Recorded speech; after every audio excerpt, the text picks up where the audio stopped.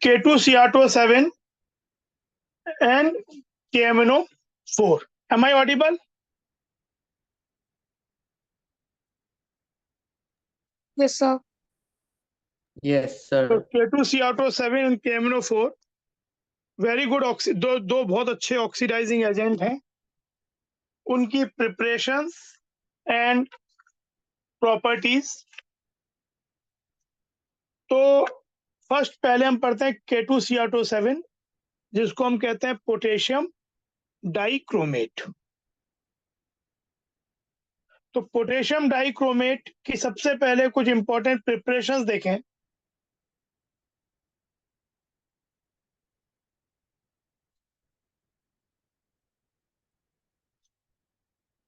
तो पहली एक कमर्शियल प्रिपरेशन जो है इसकी,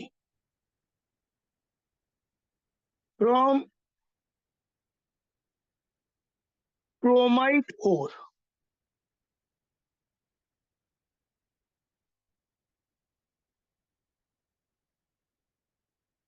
इनफैक्ट आयरन क्रोमाइट बोलते हैं इसे, आयरन क्रोमाइट। फॉर्मूला होता है, क्रोमियम का एक और है FeCr2O4, आयरन क्रोमाइट। इसमें आयरन की ऑक्सीडेशन स्टेट +2 है, क्रोमियम की ऑक्सीजन स्टेट +3 है। ऑक्सीजन -2 × 4 -8 हो गया। तो इसमें मेनली होता है पोटेशियम डाइक्रोमेट में क्रोमियम की ऑक्सीजन स्टेट होती है, और जब सॉल्व करो तो +6 आता है। यानी बेसिकली हमको इसे ऑक्सीडाइज करना है। तो इसे इनफैक्ट बोलते हैं ऑक्सीडेटिव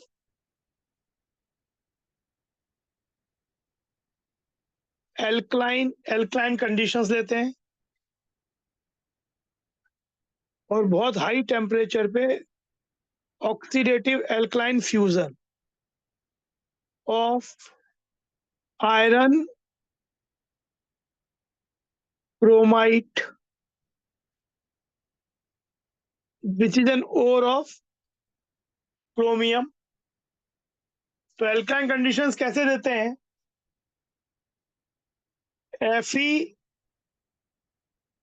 FeCr2O4 है, सोडियम कार्बोनेट लेते हैं। Sodium carbonate is a salt of strong base, weak acid, तो ये एल्कलाइन होता है। एंड ऑक्सीडाइज करने के लिए ऑक्सीजन लेते हैं, जो कि एयर से लेने से काम चल जाता है। ये यहाँ पे जब हम ये करेंगे तो आपका इसका जो ऑक्सीडेशन है क्रोमाइट ओर का, ये एक तो बन जाएगा Na2C, डायरेक्टली आपका डाइक्रोमेट नहीं बनता है, पहले Na2CrO4 बनता है, एक येलो सॉल्यूशन। हाँ, पर इसमें क्रोमियम +6 स्टेट में आ चुका है।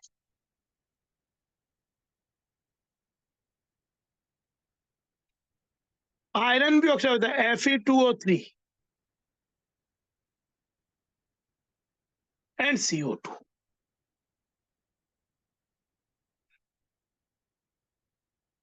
एक्चुअली इसमें देखो, क्रोमियम +3 से +6 बना, ऑक्सीडाइज हुआ, और आयरन भी +2 से +3 बना, ऑक्सीडाइज हुआ। इनफैक्ट इसकी बैलेंसिंग के लिए हम जो एन फैक्टर मेथड भी यूज कर सकते हैं। जैसे इसका एन फैक्टर, भाई इसमें आयरन भी ऑक्सीडाइज हो रहा है +2 से +3, यानी 1 का चेंज, और क्रोमियम भी ऑक्सीडाइज हो रहा है +3 से +6, यानी 3 का चेंज, 2 के लिए 6 का चेंज। तो टोटल चेंज यहाँ क्या हो रहा है? +2 से +3 1, और यहाँ +3 से +6, 1 का चेंज 3, 2 का चेंज 6, तो ये n इक्वल टू इसका n फैक्टर 7 हो गया। और वहीं ऑक्सीजन जो है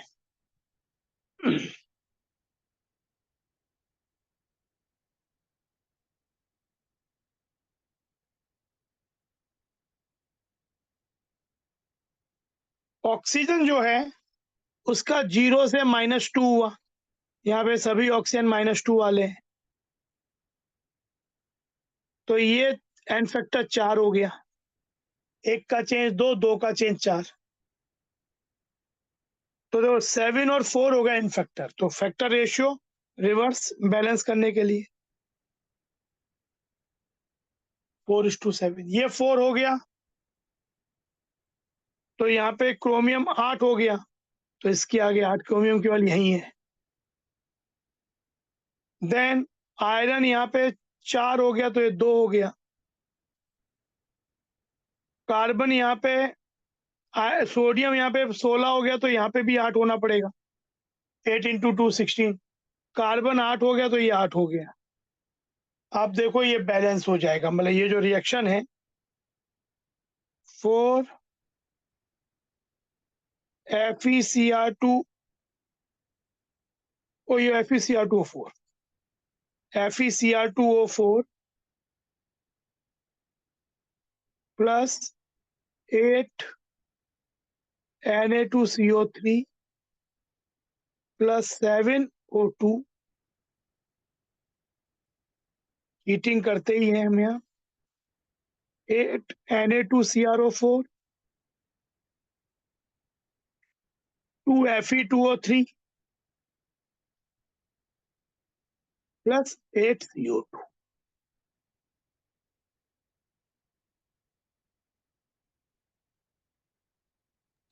सर हाँ,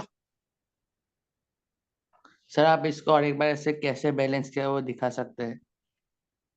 ये तो मैंने उसमें बताया था ना, लास्ट क्लास में डिस्कस किया था इसको। तो बैलेंसिंग करने के लिए मतलब ये सर वैसे तो नहीं सर, बैलेंसिंग, हाँ, सर नहीं वो नहीं सर, मेरा वो कनेक्शन थोड़ा खराब हो गया था ओ अच्छा। इसलिए।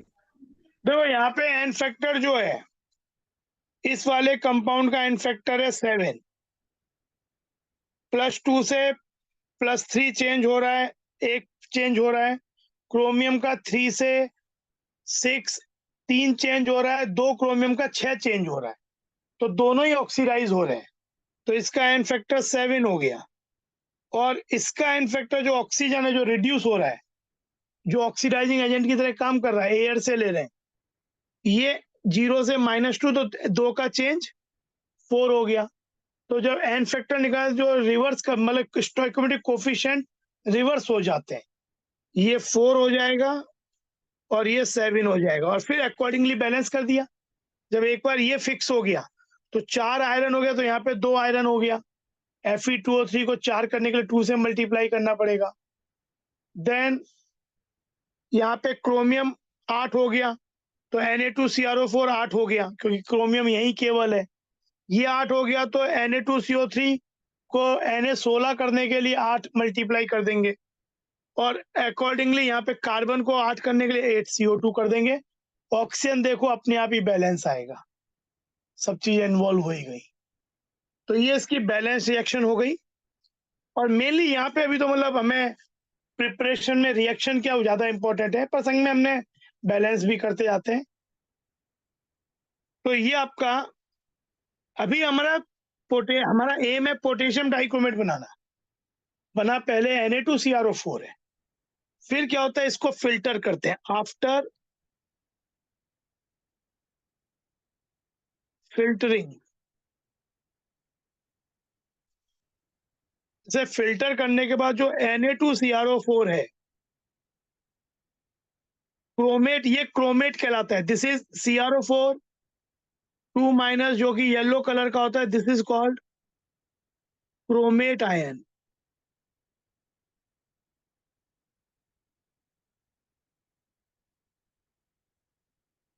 क्रोमेट आयन को जब हम एसिडिफाई करते हैं।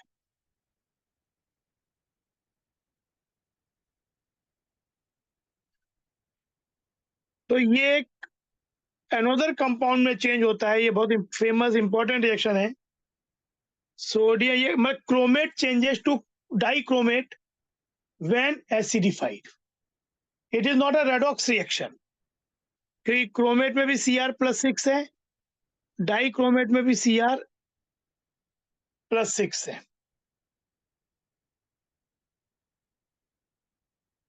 पर ये स्ट्रक्चरल चेंज हो जाएगा, कंपाउंड बदल जाएगा, पर ये रेडॉक्स नहीं है। It is not a redox change. Redox change नहीं है।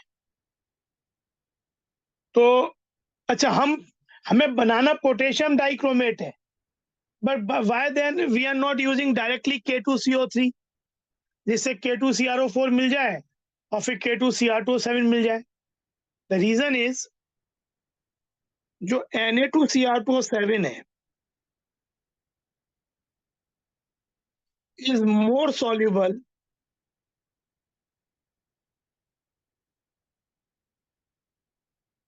than K2Cr2O7। तो और से पहले जब हम क्रोमियम निकालना चाह रहे हैं, एक्सट्रैक्ट करना चाह रहे हैं, तो बेटर वुड बी, क्योंकि Na2Cr4 जो है वो Na2Cr2O7 अल्टीमेटली ज्यादा सॉल्युबल है, तो ये पूरे चेन से ज्यादा क्रोमियम हम एक्सट्रैक्ट कर पाएंगे फ्रॉम द ओर। तो एक बार पहले सोडियम डाइक्रोमेट बना लिया। सोडियम डाइक्रोमेट हमें कैसे मिलता है? एक क्रिस्टल्स के फॉर्म में मिलता है, जिसका वाटर ऑफ क्रिस्टलाइजेशन 2 होता है। We get in this form. Colour इसका ऑरेंज होता है, ऑरेंज क्रिस्टल्स होते हैं। Na2CrO4 येलो कलर का होता है। अब इसके स्ट्रक्चर भी देखेंगे। तो ये हो गया। एंड देन जो Na2Cr2O7 है, इसे KCl से रिएक्ट करने पे K2Cr2O7 और NaCl बन जाता है। अब आप ये पूछ सकते हैं कि ये रिएक्शन आगे क्यों जाती है? इस रिएक्शन का फॉरवर्ड टेंडेंसी होने का रीजन है कि जो पोटेशियम डाइक्रोमेट है वो लेस सॉल्युबल है then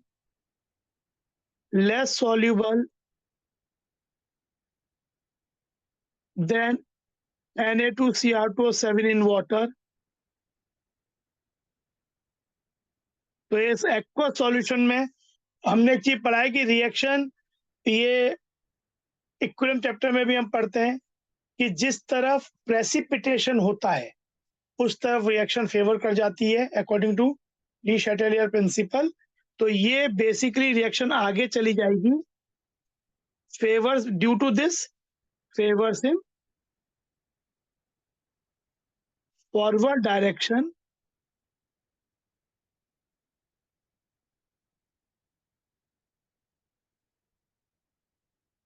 according to le शैटेलियर्स।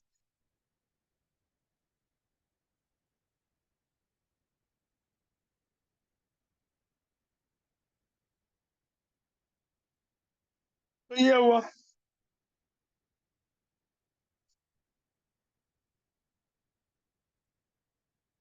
Orange इसे क्रिस्टलाइज करके निकाल लेते हैं।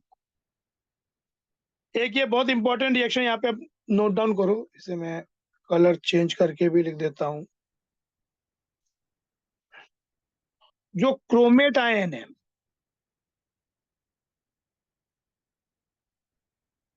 क्रोमेट आयन को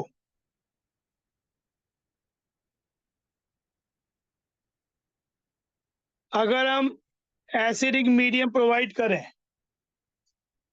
तो इट चेंजेस टू डाइक्रोमेट।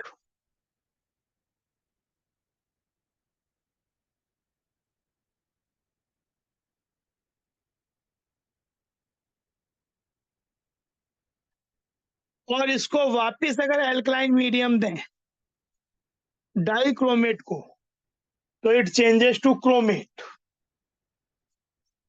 और अगर इसको फर्दर एसिडिफाई करें, मतलब पीएच को लो करें, लो पीएच मतलब highly more acidic, then it changes to Cr3+, green.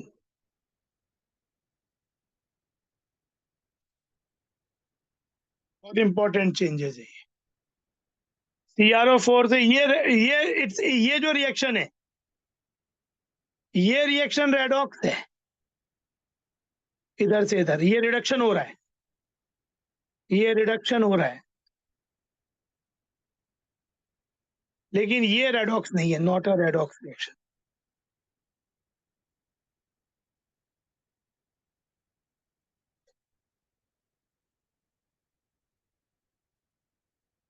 अब जहां से इनके स्ट्रक्चर के बारे में भी देख लेते हैं। प्रिपरेशन तो पोटेशियम डाइक्रोमेट का एक ही है, मतलब यही एक इंपॉर्टेंट प्रिपरेशन है। अब देखो पोटेशियम जो डाइक्रोमेट आयन होता है, पहले क्रोमेट आयन जो है,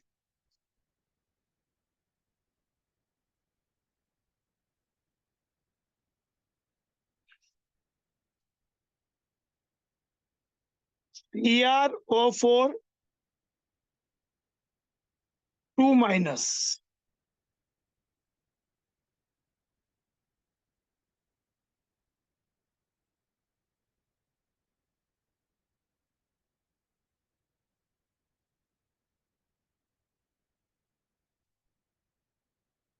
येलो कलर का है, टेट्राहेड्रल स्ट्रक्चर है।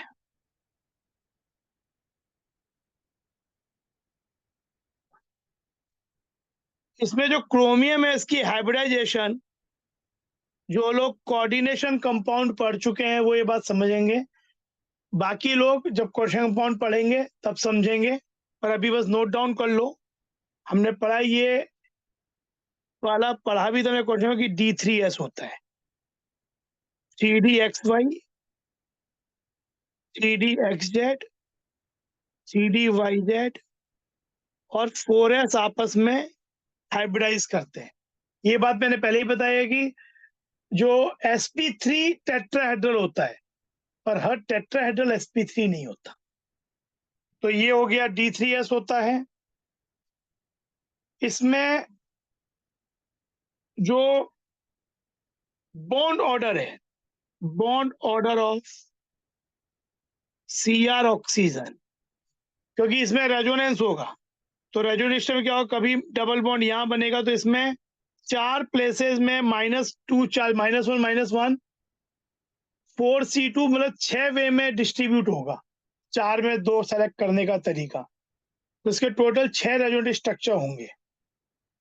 सिंगल बॉन्ड तो सब में ही है, और 2 पाई बॉन्ड 6 स्ट्रक्चर में रिवॉल्व कर रहे हैं, तो इसका बॉन्ड ऑर्डर जो CrO का होगा 1 + 2/6, that is 4/3।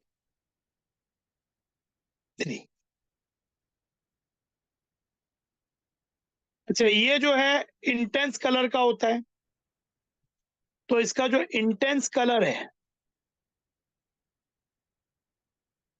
Intense colour is due to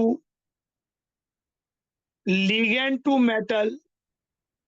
ये जब कोऑर्डिनेशन पढ़ेंगे, जिन्होंने कोऑर्डिनेशन नहीं पढ़ा है वो इग्नोर कर दें, बाद में आएगा चीज, पर जिन्होंने कोऑर्डिनेशन कंपाउंड पढ़ा है वो इस बात को वापस, मैं पहले भी पढ़ा है, रिकैप करें कि इसका intense colour ligand to metal L2M charge transfer के कारण होता है।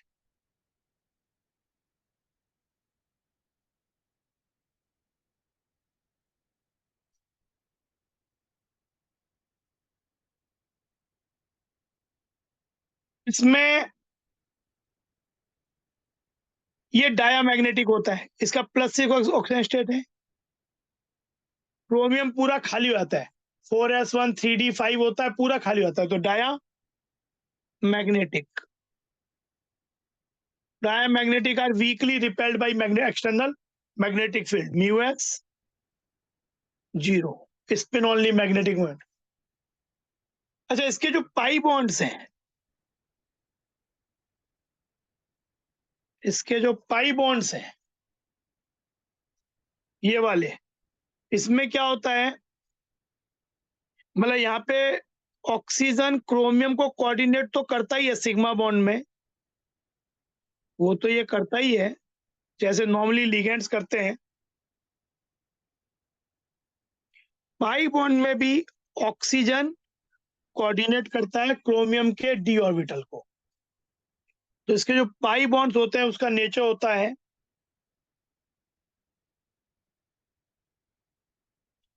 पी पाई ऑक्सीजन से और डी पाई मेटल का डी ऑर्बिटल क्रोमियम का।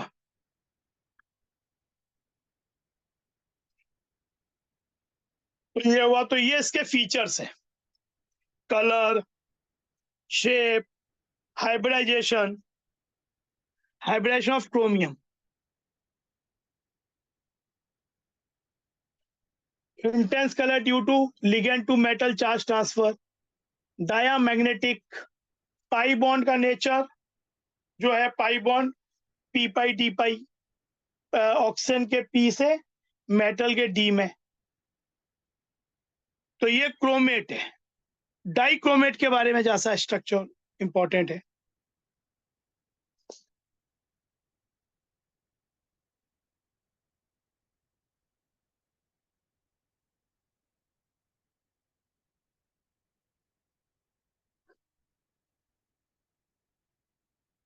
Cr2O7 2-। तो ये स्ट्रक्चर जो होता है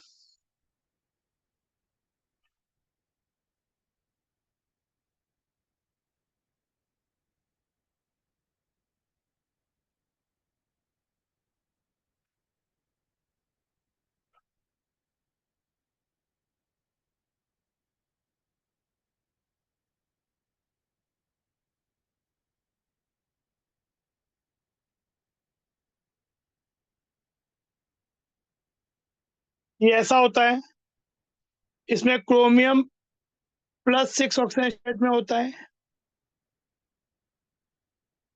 कलर ऑरेंज क्रिस्टल्स। इसमें इस स्ट्रक्चर को बोलते हैं डायमेरिक ब्रिज टेट्राहेड्रल। क्योंकि यहाँ पे एक चीज नोट करो, ये एक टेट्राहेड्रॉन है, ये एक टेट्राहेड्रॉन है और ये एक टेट्राहेड्रॉन है, हैविंग अ कॉमन वर्टेक्स। तो डायमेरिक ब्रिज टेट्राहेड्रॉन, इसके अंदर भी जो ऑक्सीजन है 2 bond pair 2 lone pair sp3 hybridise होता है,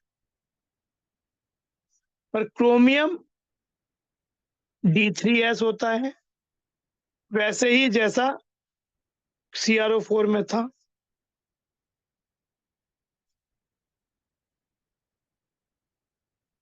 एक क्वेश्चन इसमें, ये भी ये डायमैग्नेटिक होता है, ये भी इट इज आल्सो डायमैग्नेटिक।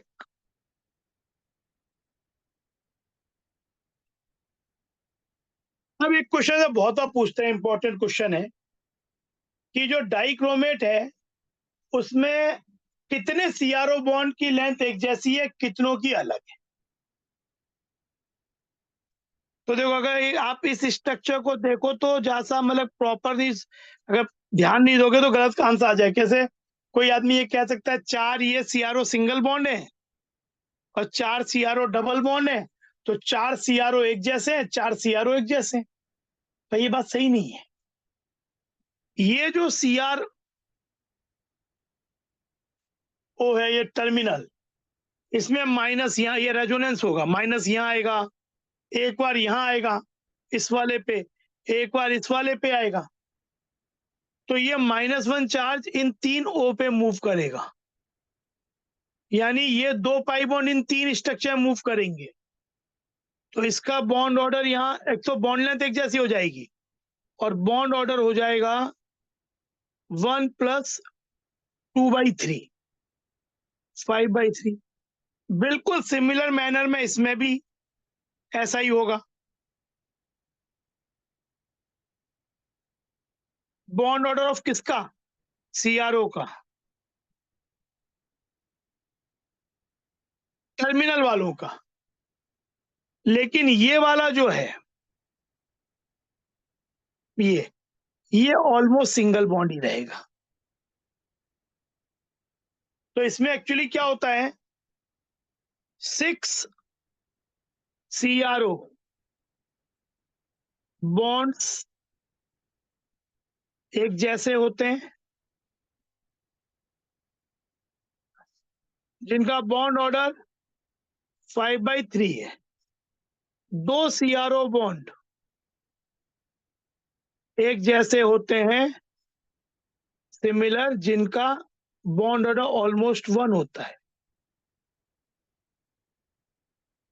इसीलिए बॉन्ड लेंथ, ज्यादा bond order lesser bond length. तो ये जो टर्मिनल CRO बॉन्ड है, इनकी बॉन्ड लेंथ होती है आपकी 163 पिकोमीटर, टर्मिनल वालों की, और इस वाले की है 179 पिकोमीटर। ये एंगल 126 डिग्री होता है। ये बहुत से क्वेश्चंस इससे बनते हैं डाइक्रोमेट से। अच्छा, एक क्वेश्चन आपसे क्वेश्चन के फॉर्म में ही बना लेते हैं। ये तो डाइक्रोमेट की प्रॉपर्टी हो गई। अब कोई बोले, एक प्रॉब्लम की तरह देखो, व्हाट इज द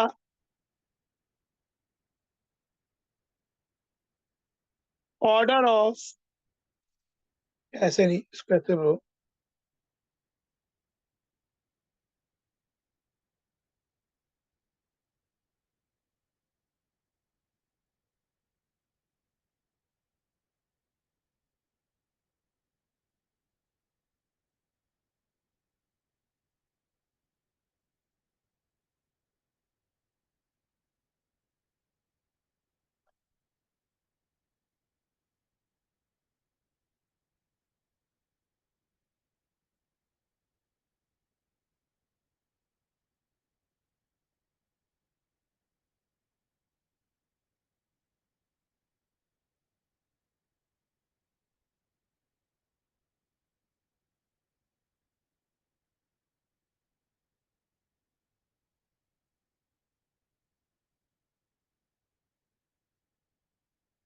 तो जो टर्मिनल बॉन्ड है,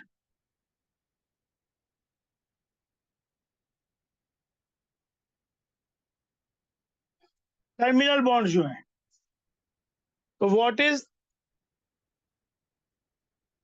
या अरेंज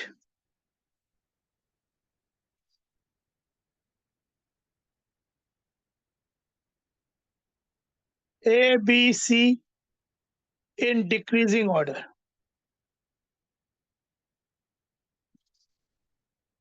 किसकी बॉन्ड लेंथ सबसे ज्यादा होगी, किसकी सबसे कम, उस ऑर्डर में। तो देखो, ये वाला बॉन्ड सिंगल है, अभी हमने देखा।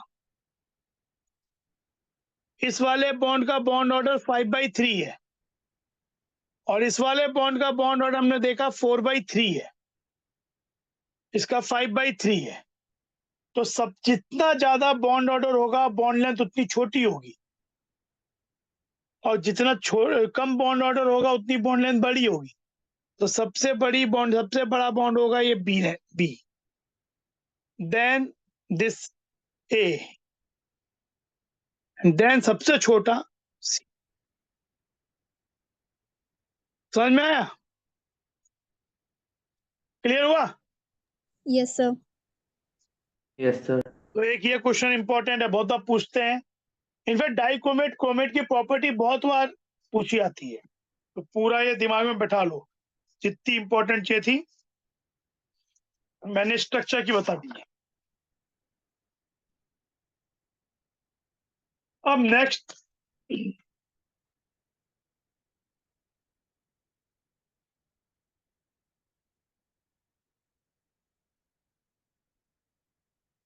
heating effect on dichromates.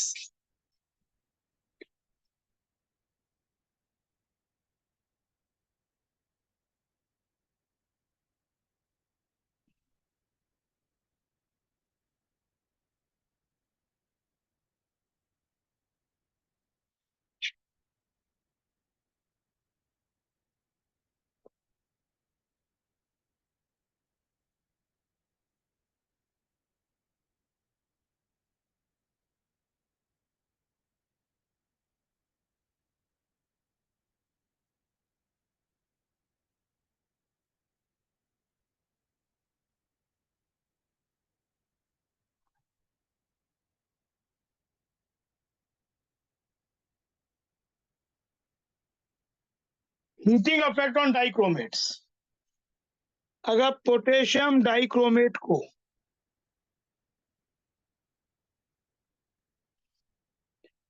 Strongly heat किया जाए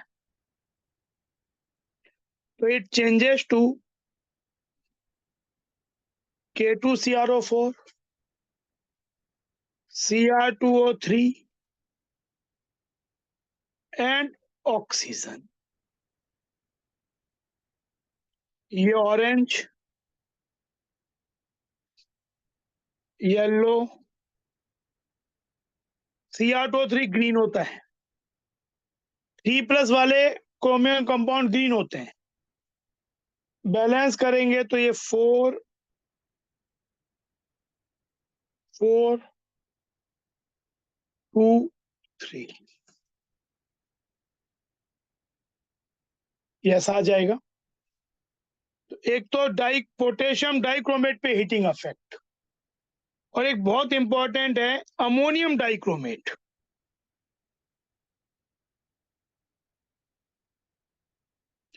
होता ये भी, और जितने भी डाइक्रोमेट्स हैं वो ऑरेंज ही होते हैं, ऑरेंज कलर्ड ही होते हैं।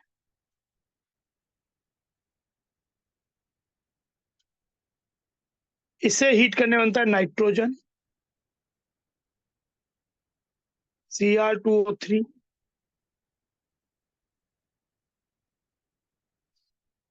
Plus water.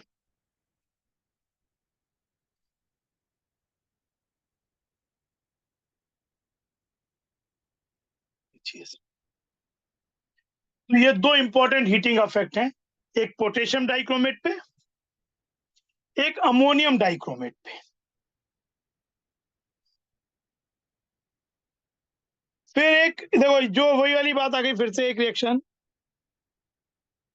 सर हाँ ये देखो, लिखो लिखो, पहले लिख लो इसे।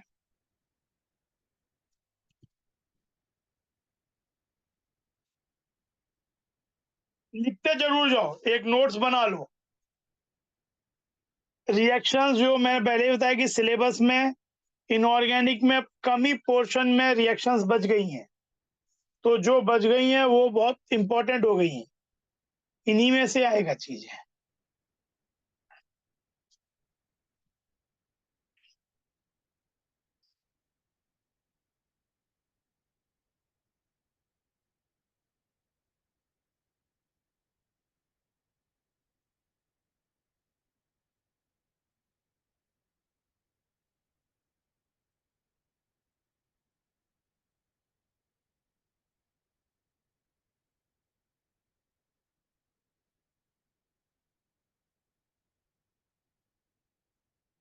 लिखा?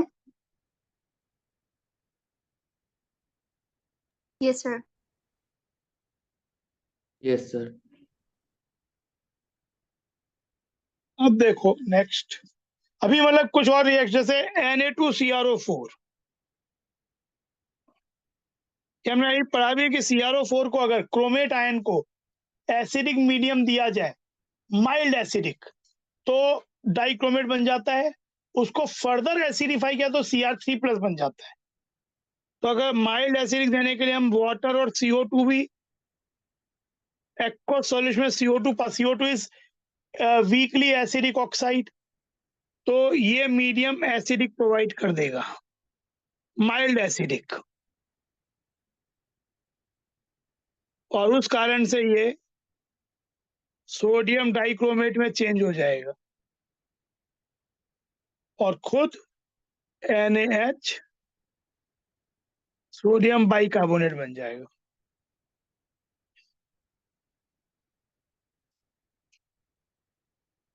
एक ये रिएक्शन, ये वही रिएक्शन है, अगर आप रिकॉल करो तो ये वाली वही रिएक्शन है, CrO4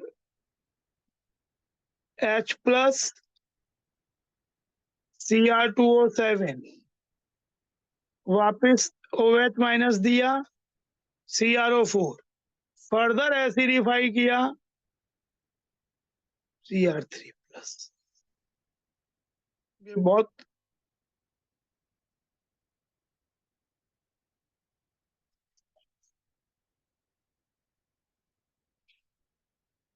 इनफैक्ट हम लोग प्रिपरेशन में भी पहले जब क्रोमेट बना लेते हैं तो क्रोमेट को डाइक्रोमेट इसी लॉजिक से चेंज करते हैं, कंसंट्रेटेड H2SO4 डाल के। तो सबसे पहले प्रिपरेशन अगर देखो तो ये जो था ये रिएक्शन, ये वाली रिएक्शन, तो यहाँ पे भी यही बेसिस है।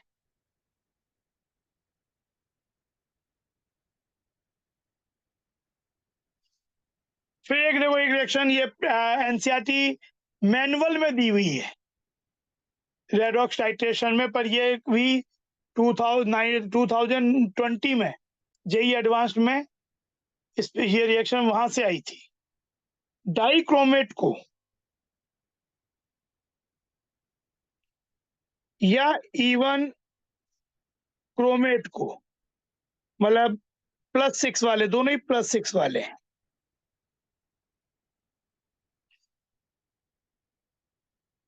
एसिडिक कंडीशन और हाइड्रोजन पेरोक्साइड इससे ट्रीट करें तो एक कंपाउंड बन जाता है CrO5। मैंने रेडॉक्स के चैप्टर में बताया भी इसका स्ट्रक्चर। ये एक अनस्टेबल डार्क ब्लू लिक्विड है।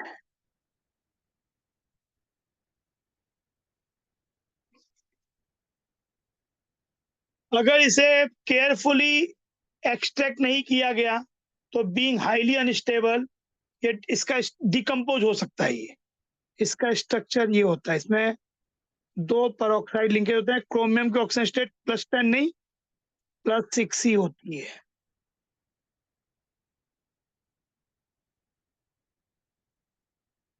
पेरोक्साइड लिंकेज 2 ये भी पेरोक्साइड, ये भी पेरोक्साइड। अब इसमें नीचे एक वो लिखो note, to avoid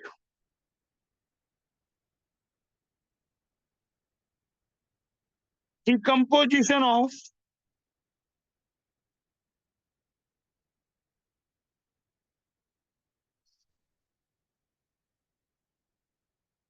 CrO5 we use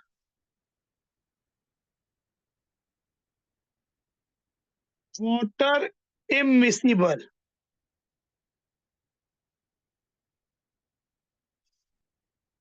organic solvents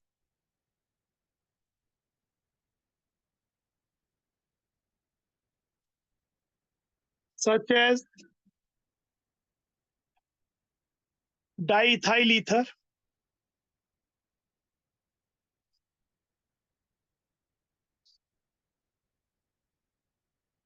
butanol और एक एमाइल अल्कोहल भी होता है।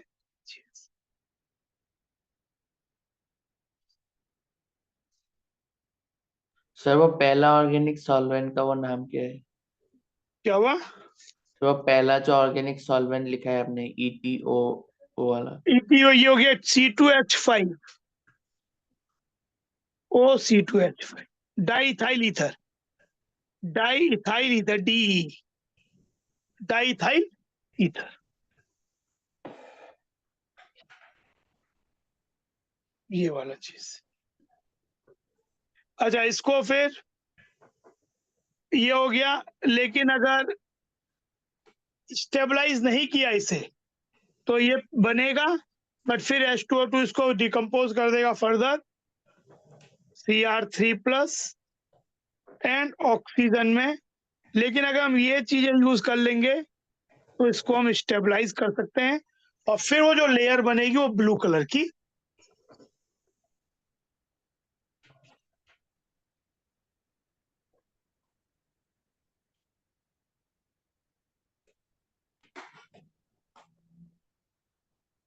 इनफैक्ट डाइक्रोमेट का यूज, ये देख लो, पहले एक बार लिख लो इसे।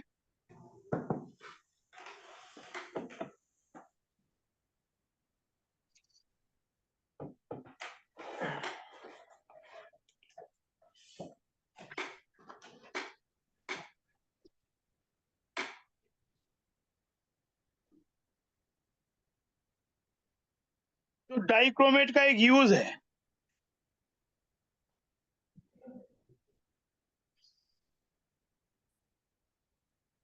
To test chloride ion in a solution.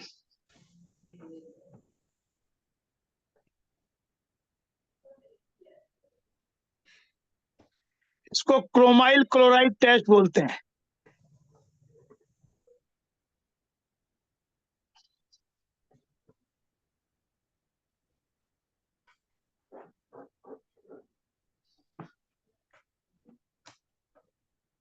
क्या करते हैं इसमें, डाइक्रोमेट डालते हैं इन द सॉल्यूशन जिसमें Cl- हो। This Cl- can come from HCl, आ सकता है NaCl से, आ सकता है कहीं से भी, किसी सॉल्ट से आया है। कंसंट्रेटेड H2SO4 डालते हैं, तो पहले डीप रेड वेपर्स बनते हैं कंपाउंड के, called chromyl chloride.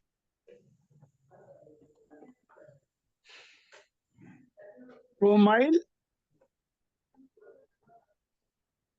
Chloride, deep red liquid.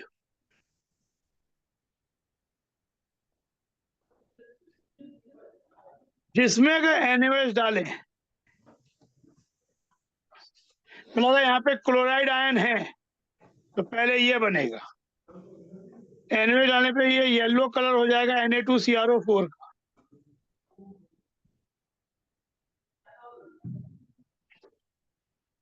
H2SO4 डालने पे कंसंट्रेटेड CrO4 चेंज हो जाएगा डाइक्रोमेट में, ऑरेंज। इसमें H+ और H2O2 डालने पे ईथर के संग ब्लू कलर का लेयर बन जाएगा CrO5 का, ब्लू डार्क लिक्विड। तो अगर ये सब चेंजेज हो रहे हैं तो ये कंफर्म करेगा कि सॉल्यूशन में क्लोराइड आयन था, सॉल्यूशन में क्लोराइड आयन प्रेजेंट था।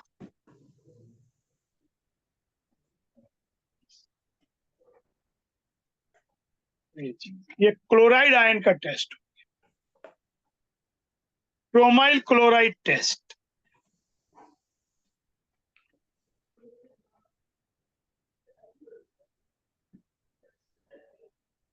अब हम आते हैं oxidizing action of potassium dichromate in acidic medium.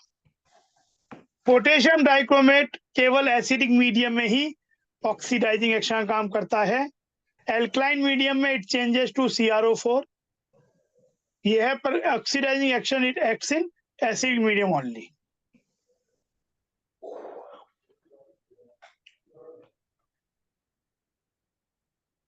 अब देखो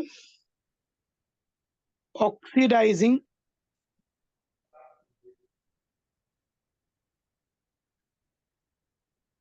action of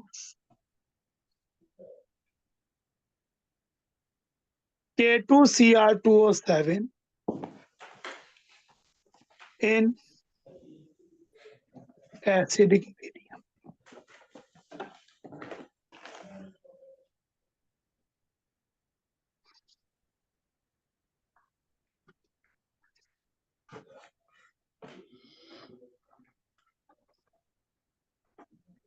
तो एसिडिक मीडियम में पोटेशियम डाइक्रोमेट, जो डाइक्रोमेट आयन है,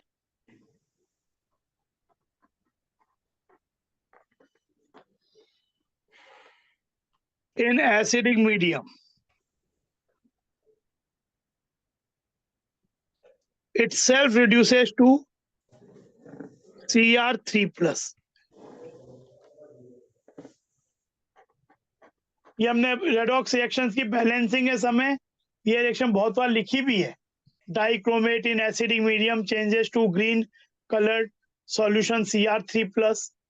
तो अब इसके बैलेंस करोगे, ये इसका हाफ रिडक्शन रिएक्शन है. तो यहाँ 2 Cr3+ है, 7 वाटर है, 14H हो गया तो 14H+ है. यहाँ पे टोटल चार्ज +6 है, यहाँ +12 है. अभी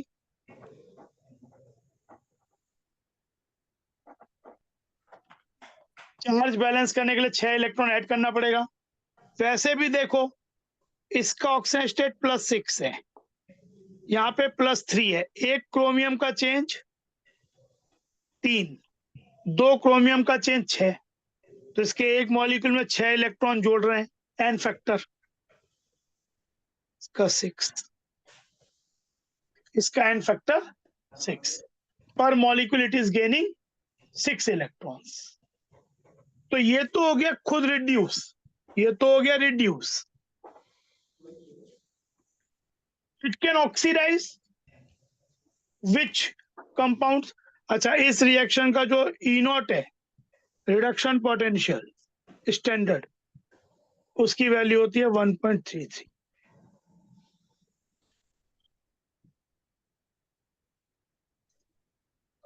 स्टैंडर्ड रिएक्शन पोटेंशियल. अब देखो it can oxidise.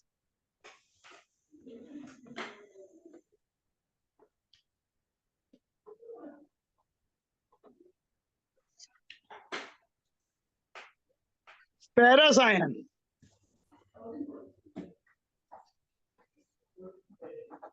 it can oxidize ferrous ion, जो कि ग्रीन कलर का होता है, टू फेरिक,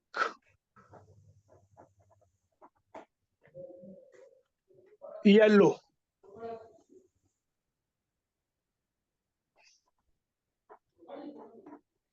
फेरस से फेरिक. अब ये फेरस आयन दो तरह से आ सकता है. आपके पास फेरस सल्फेट हो सकता है, जो फेरिक सल्फेट बन जाए,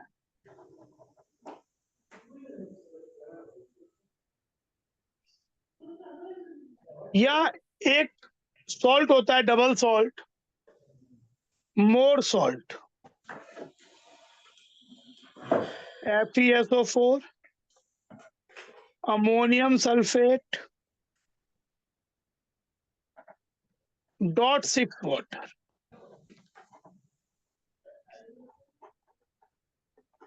तो अगर इसको भी हम पोटेशियम डाइक्रोमेट से एसिडिक मीडियम में ट्रीट करेंगे तो बाकी सब आयन में कोई फर्क नहीं आएगा. Ferrous will only change to ferric. Ferrous will change to ferric. इसीलिए इसका एन फैक्टर यहाँ पे +1 इलेक्ट्रॉन होगा, इसका एन फैक्टर 1 होता है, +2 से +3. अगर आपको कंप्लीट रिएक्शन लिखनी है, कंप्लीट रिएक्शन लिखनी है, तो क्या करोगे, यहाँ 6 इलेक्ट्रॉन है, यहाँ एक ही इलेक्ट्रॉन है, इसको 6 से मल्टीप्लाई कर दो और ऐड कर दो, multiply it with 6 and add it, complete redox reaction मिल जाएगी। एंड ये तो एक रिएक्शन हुआ, it can oxidize ferrous ion to ferric.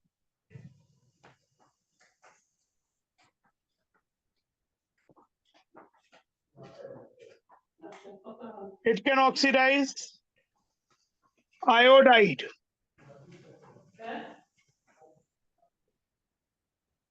to iodine.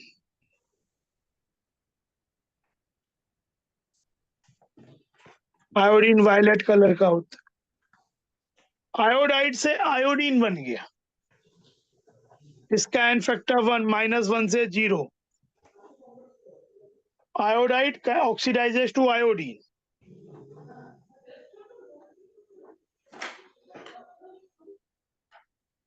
Bromide oxidizes to bromine, लेकिन ये क्लोराइड को ऑक्सीडाइज नहीं कर पाता,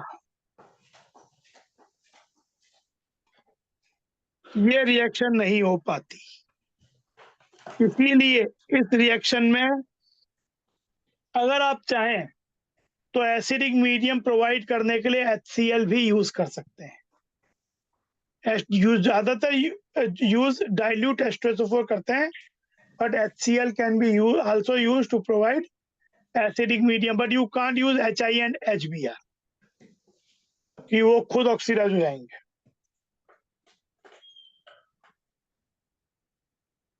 तो देखो ये हो गया आपका इसका हाफ रिडक्शन रिएक्शन, ये इसका हाफ रिडक्शन रिएक्शन हो गया। डाइक्रोमेट एसिडिक मीडियम में reducing to Cr3+ and it can oxidize ferrous to ferric. ये more, this salt is known as more salt, जो डबल सॉल्ट है, जैसे फेरस अमोनियम सल्फेट भी कहते हैं।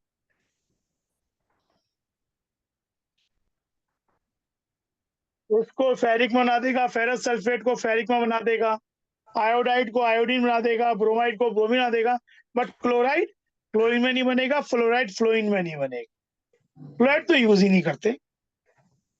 Then it can oxidize hydrogen sulphide, rotten egg smell.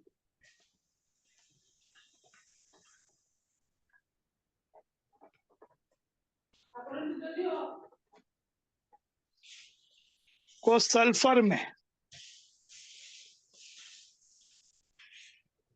Oxidise कर देगा, rhombic sulphur में ऑक्सीडाइज कर देगा, येलो कलर्ड सल्फर बना देगा, कॉलोइडल टाइप का। कैन ऑक्सीडाइज, यहाँ पे इसका एन फैक्टर 2 हो जाएगा, -2 से 0। Can oxidize stannous to Stenik,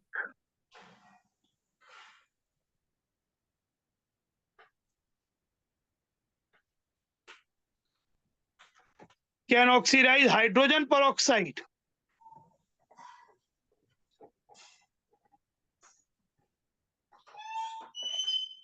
to oxygen and 2H plus 2E। Total charge reaction ये होगी। ये तो जस्ट रिप्रेजेंट करने के लिए कि इसका -1 है, और इसका भी -1 से 0, एक का चेंज 1, 2 का change 2, n factor 2।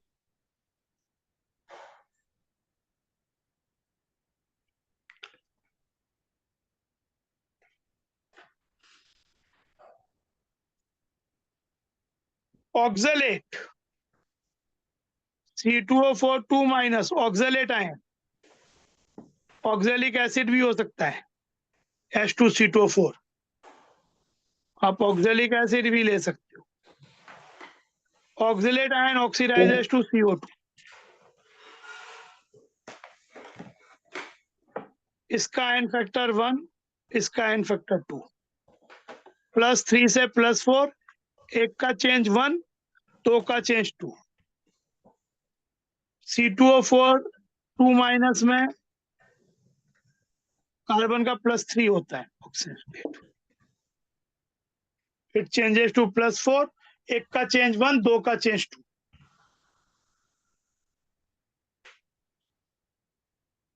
Ninth reaction, cuprous ion oxidizes to cupric. Cuprous oxidizes to cupric.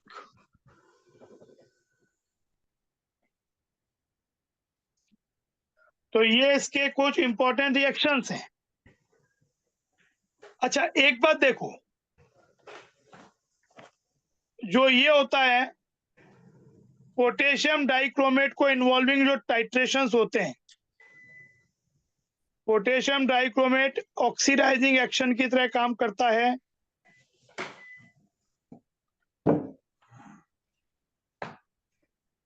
In acidic medium इसकी हाफ रिडक्शन रिएक्शन ये है, और ये ऑक्सीडाइज फेरस से फेरिक, आयोडाइड से आयोडीन, ब्रोमाइड से ब्रोमीन, क्लोराइड से क्लोरीन, H2S से सल्फर, स्टेनस से स्टेनिक, हाइड्रोजन पेरोक्साइड से O2, C2O4 से CO2,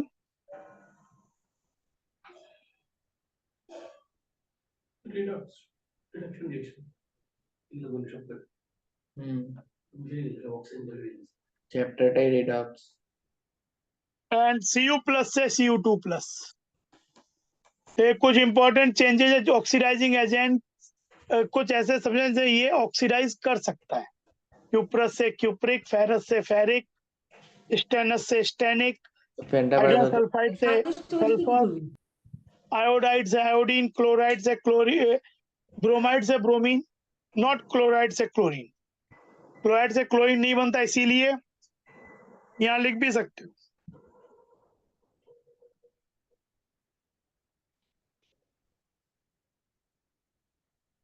HCl can be used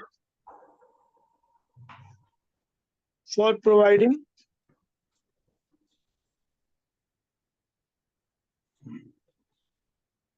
acidic medium, क्योंकि वो ऑक्सीडाइज नहीं होगा, क्लोराइड ऑक्सीडाइज नहीं होगा।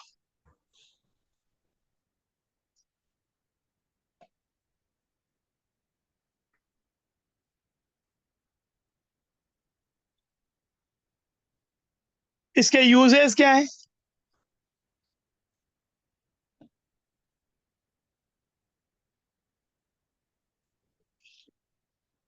यूजेस हैं as an oxidant in analytical chemistry,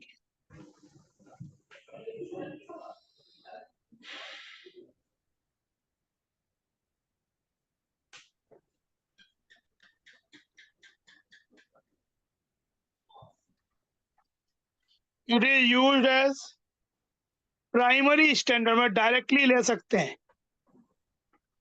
primary standard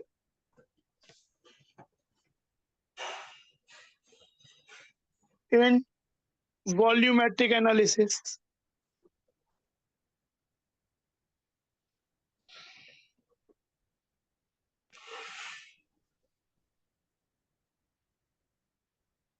leather industry में यूज होता है।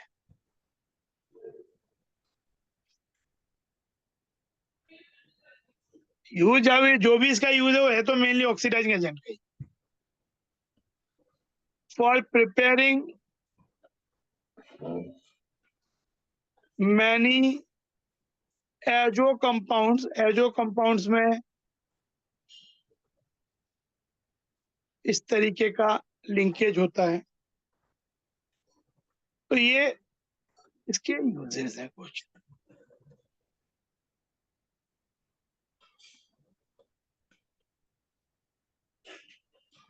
अच्छा, डाइक्रोमेट का जो रेडॉक्स टाइट्रेशंस होते हैं, जैसे मान लो कि जब ये टाइट्रेशन में यूज हो रहा है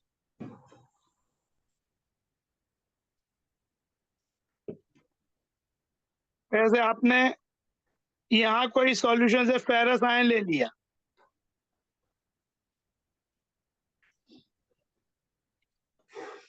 और इस वाले ब्यूरेट में आपने ले लिया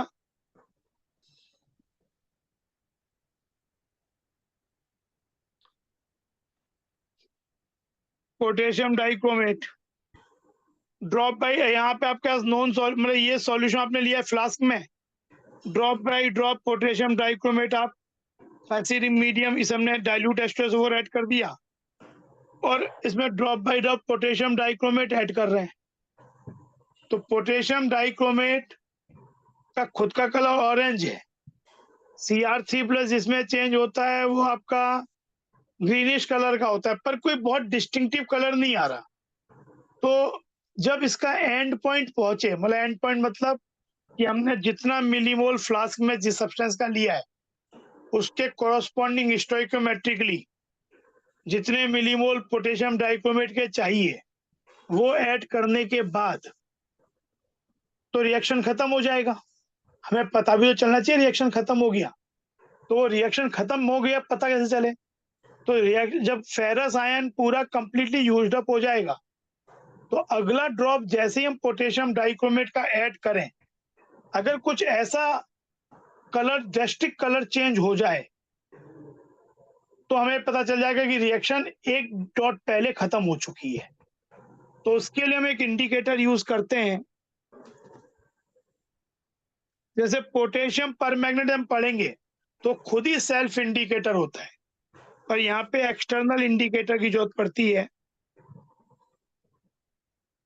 diphenyl amine.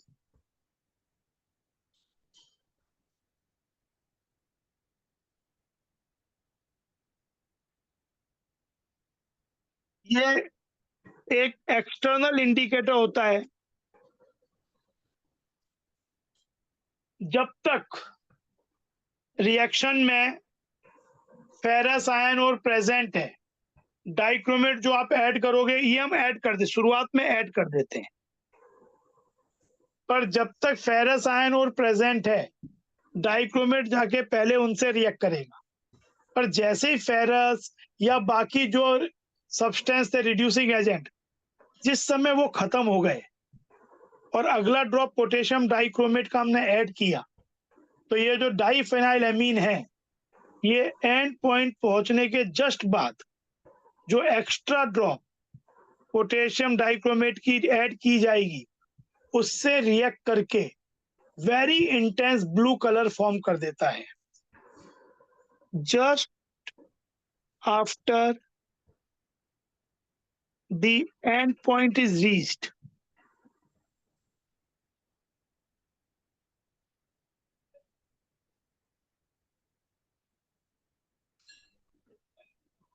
extra drop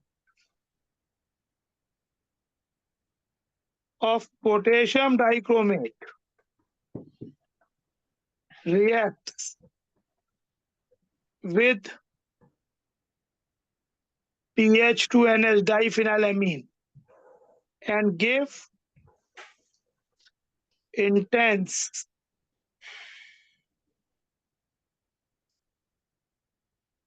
blue color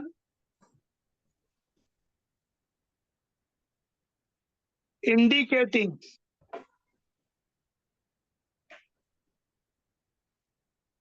the reaching of end point।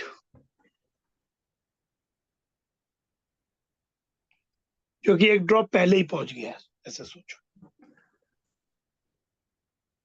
तो ये चीज टाइट्रेशंस में इस तरीके से, पर इसका ऑक्सीडाइजिंग एक्शन केवल एसिडिक मीडियम में, एल्कलाइन मीडियम में तो इट चेंजेस टू CrO4 2-। तो ये आपका पोटेशियम डाइक्रोमेट की प्रिपरेशन एंड प्रॉपर्टीज। अब हम देखते हैं KMnO4।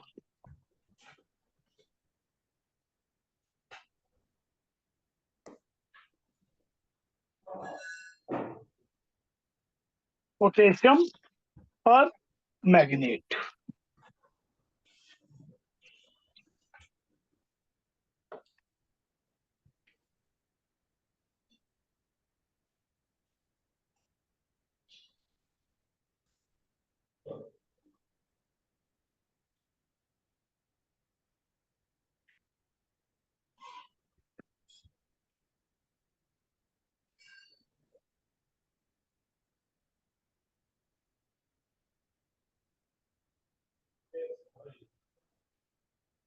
Potassium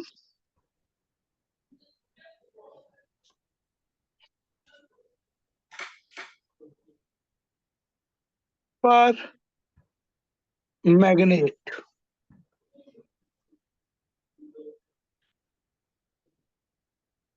KMnO4।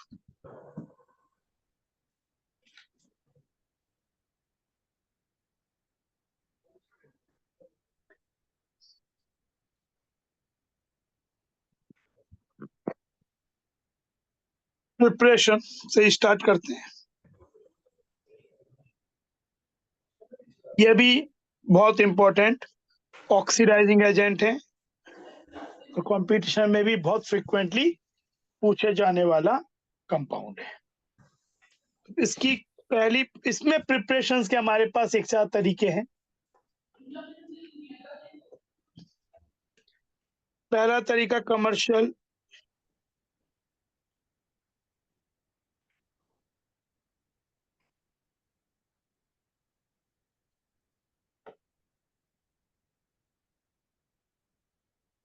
From pyrolusite.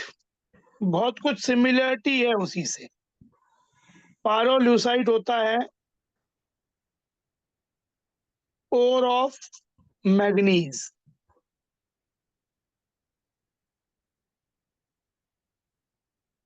MnO2 main component. इसका भी एल्कलाइन ऑक्सीडेटिव फ्यूजन।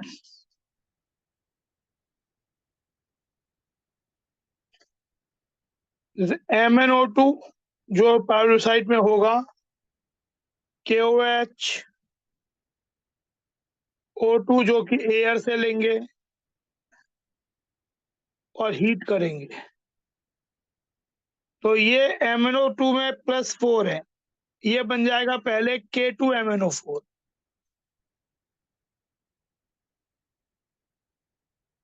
KMnO4 नहीं बना सीधा, भी K2MnO4 बना, dark green. KMnO4 dark purple होता है, ऑलमोस्ट ब्लैक। यहाँ पे ये +6 ही है अभी।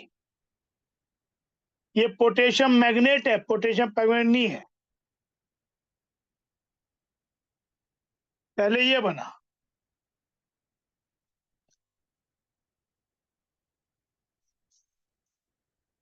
ऑक्सीजन की जगह ऑक्सीडाइज करने के लिए KNO3 भी ले सकते हैं, चलेगा। और फिर जो ये K2MnO4 बनता है, इसको हम इलेक्ट्रोलिटिकली ऑक्सीडाइज करते हैं, electrolytic oxidation in alkaline solution. तो इट चेंजेस टू KMnO4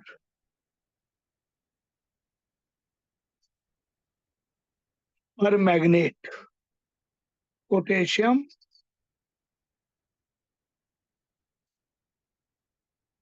और मैग्नेट,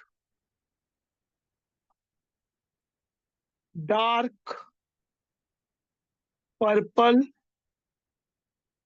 ऑलमोस्ट ब्लैक में जाता है, और बहुत डाइल्यूटेड सॉल्यूशन अगर एक्वस हो तो पिंक कलर का होता है, पर्पल कलर का ही, पर बहुत डाइल्यूटेड पिंक जैसा लगता है। तो ये हो गया एक तो पायरोल्यूसाइट से।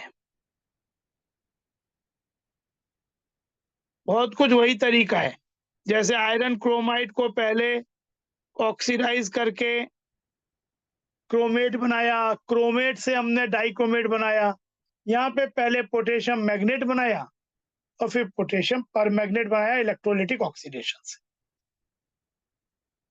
ये तो कमर्शियल प्रिपरेशन है।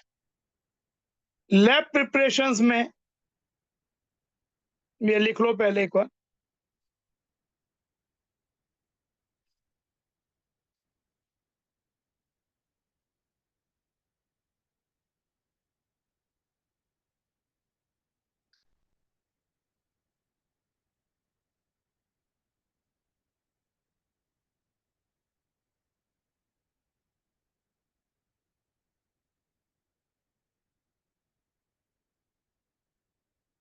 K2MnO4 +6 है, यहाँ पे +7 होता है।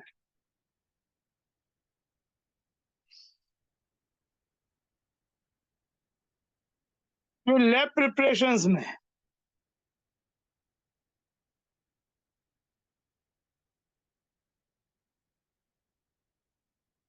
एक तो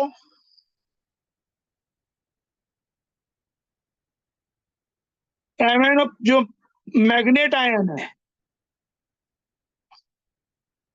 उसे अगर एसिडिक मीडियम में ट्रीट करें तो इट अंडरगोज डिस्प्रपोर्शनेशन। डिस्प्रपोर्शनेशन क्या हुआ? इसी का ऑक्सीडेशन, इसी का रिडक्शन, तो it oxidizes to MnO4 minus, reduces to MnO2।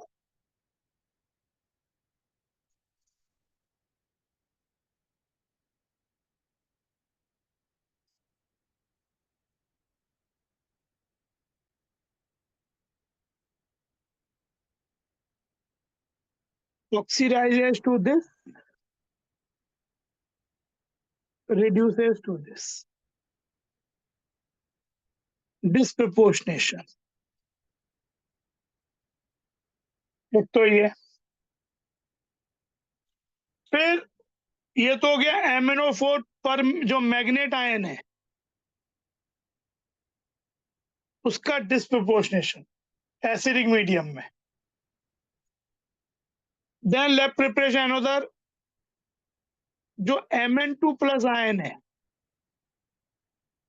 इसको डिफरेंट ऑक्सीडाइजिंग एजेंट्स के संग ऑक्सीडाइज करके MnO4- बनाया जा सकता है। One of them is peroxo disulphate ion, peroxo disulphate ion H2O8 ये होता है।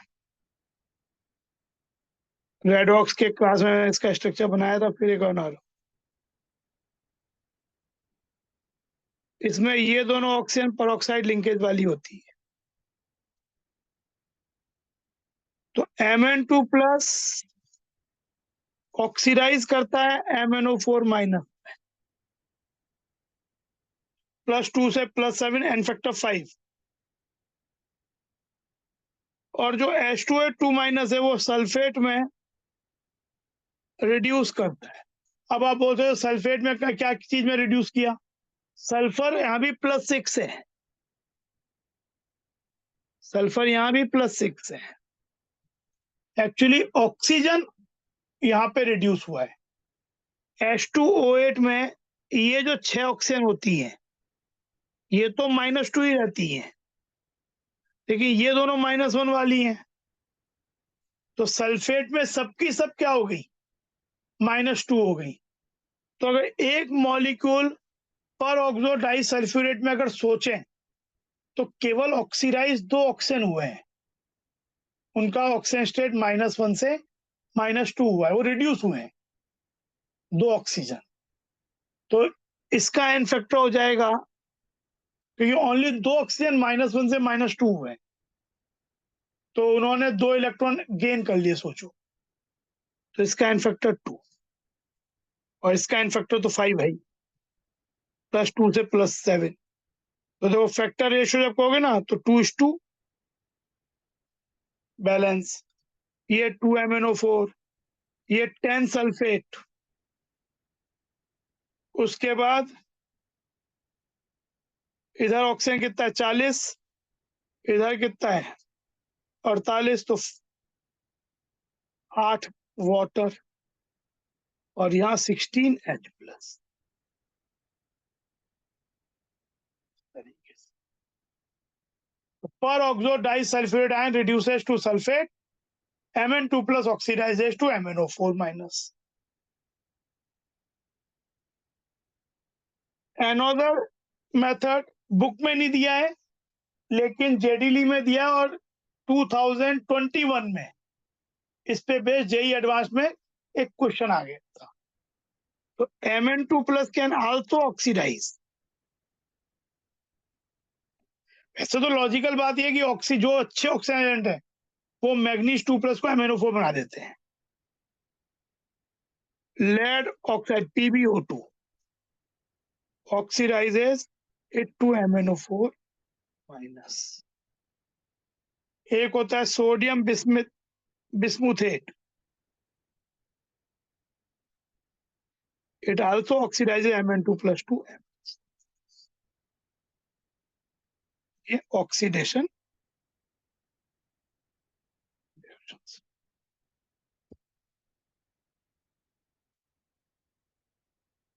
तो ये तो इसके प्रिपरेशंस के तरीके हैं।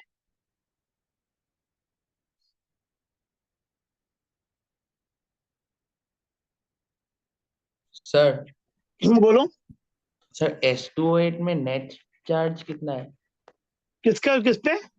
सर वो पेरोक्सिड डाइसल्फ्यूरेट आयन में। हाँ किस पे चार्ज? सर वो H2O8 वो H2 पे 2 माइनस। Sir net charge. हाँ नेट चार्ज। सर तो एस का वो ऑक्सीडेशन मतलब सल्फर का ऑक्सीडेशन स्टेट वो +6 कैसे हुआ?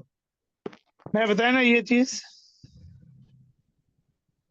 इसमें सब ऑक्सीजन -2 नहीं होते ना, इसमें सब ऑक्सीजन -2 नहीं होते।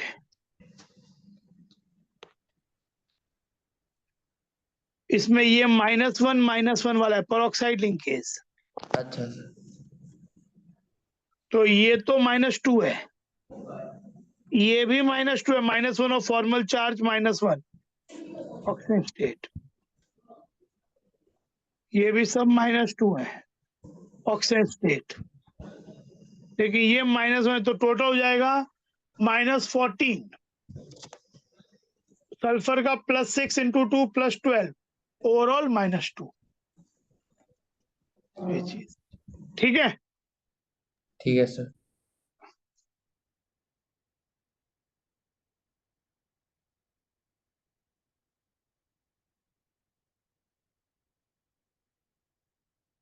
Properties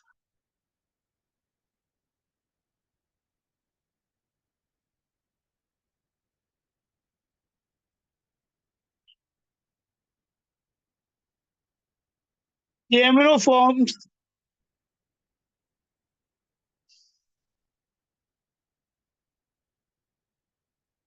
dark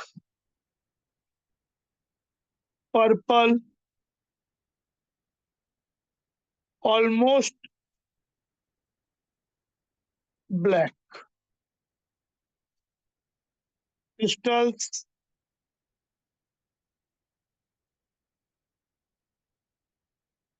which are isostructural with KClO4। बस फर्क ये होता है कि KMnO4 में स्ट्रक्चर दोनों ही टेट्राहेड्रल होते हैं, पर ये sp3 टेट्राहेड्रल होता है, ये D3S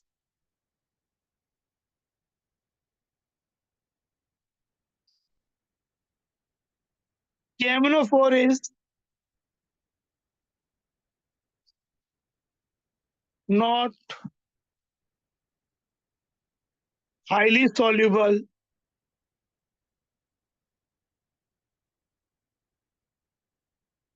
in water।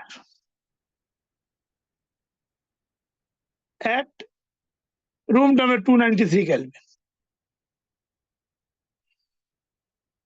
इसकी सॉल्टी केवल होती है 6.4 ग्राम और 100 ग्राम वाटर।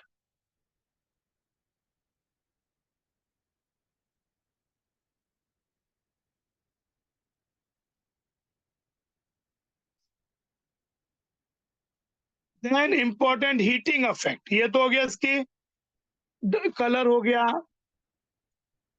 किसके संग आइसो स्ट्रक्चरल है। Then heating effect,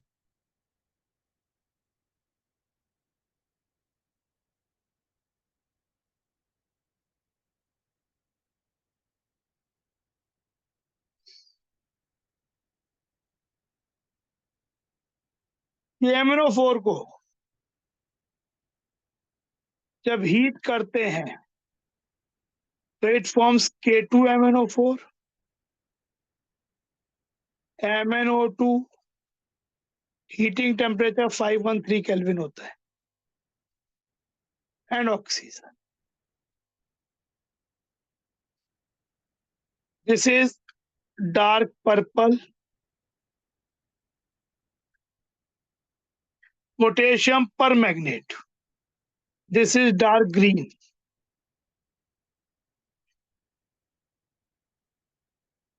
potassium magnet. ये ब्राउन कलर का ब्राउन सॉलिड होता है।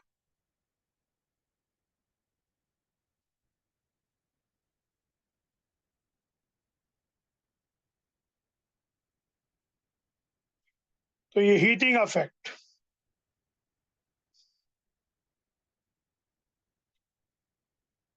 तो ये आपका heating effect of potassium permanganate हो गया to potassium magnet MnO2 and O2।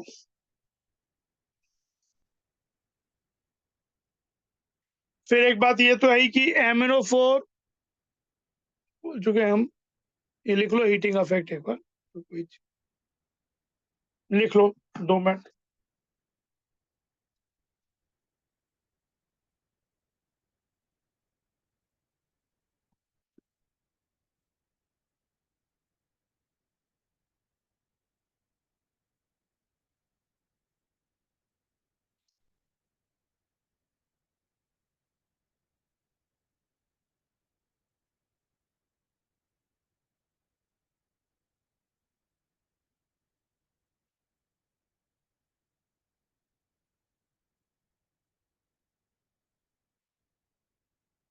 तो देखो MnO4 2- दिया था, मैंने पढ़ चुका, फिर से कर रहा हूँ कि इसे अगर H+ दिया जाए तो ये डिसप्रोपोर्शनेट होता है MnO4- में एंड MnO2 में। इसको इलेक्ट्रोलिटिक ऑक्सीडाइज करें तब भी ऐसे ही बन सकता है।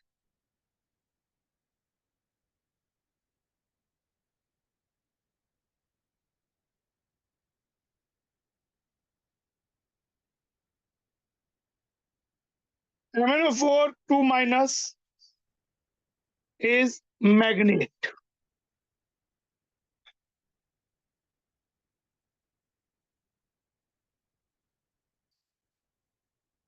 This is permanganate.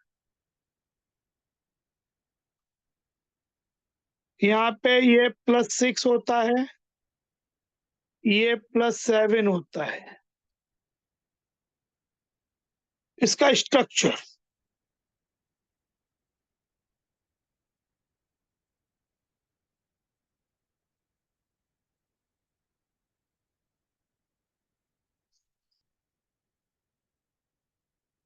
+6 है, डार्क ग्रीन है,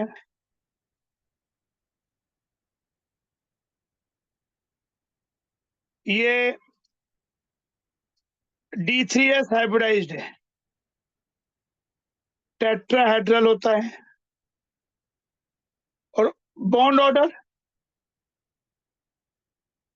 वही देखो, इसके 4 जगहों पे 2 नेगेटिव चार्ज को रिवॉल्व करना है, तो 1 + 2 पाई बॉन्ड 6 स्ट्रक्चर में।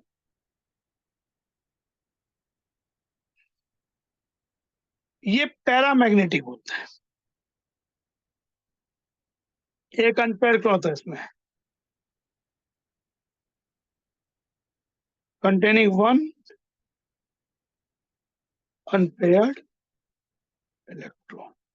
तो ये Mn के 7 होते हैं, 4s2 3d5, लेकिन यहाँ पे +6 होके केवल एक इलेक्ट्रॉन बच जाता है unpaired.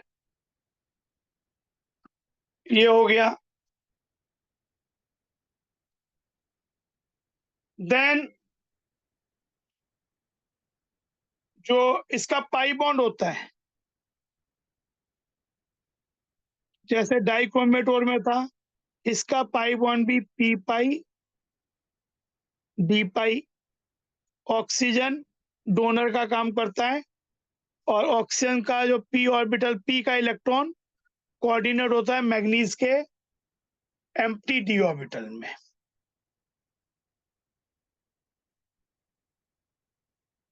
Then MnO4 minus,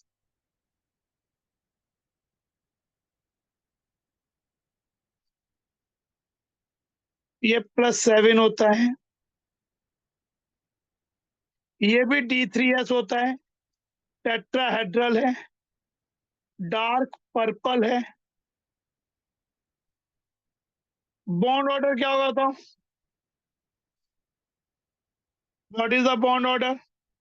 4 structure बनेंगे एक एक बार माइनस सब में, 1 + 3/4 7/4 MnO का बॉन्ड ऑर्डर। डायामैग्नेटिक होता है,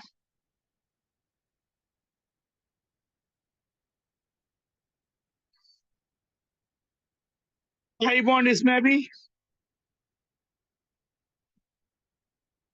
p पाई d पाई नेचर के, d pi d of metal, p of oxygen. इसका जो पैरामैग्नेटिज्म, इसका जो MnO4 2- पैरामैग्नेटिक होता है, और ये खुद डायमैग्नेटिक होता है, लेकिन इसका जो मैग्नेटिक कैरेक्टरिस्टिक होता है पैरामैग्नेटिक बिहेवियर, वो जहाँ से टेम्परेचर डिपेंडेंट भी होता है। बस मतलब ये याद रख लो, टेस्ट प्रूफ में इसका एक स्टेटमेंट दिया है, बाकी बोला कि उसका further discussion beyond the scope.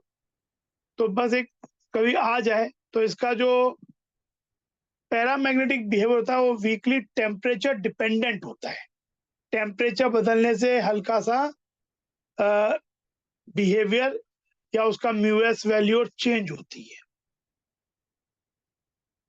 इसके जो इंटेंस कलर हैं,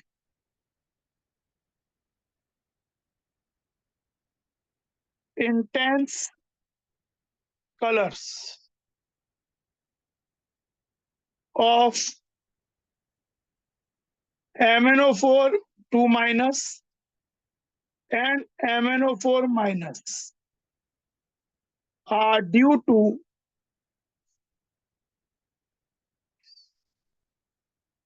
ligand to metal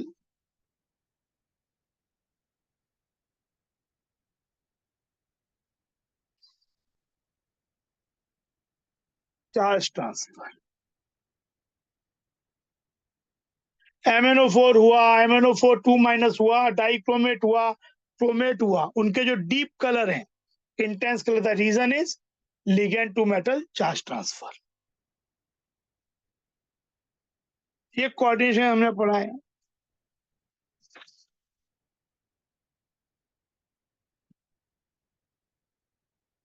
फिर KMnO4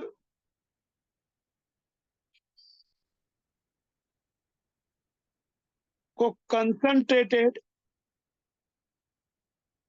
H2SO4 से अगर ट्रीट करें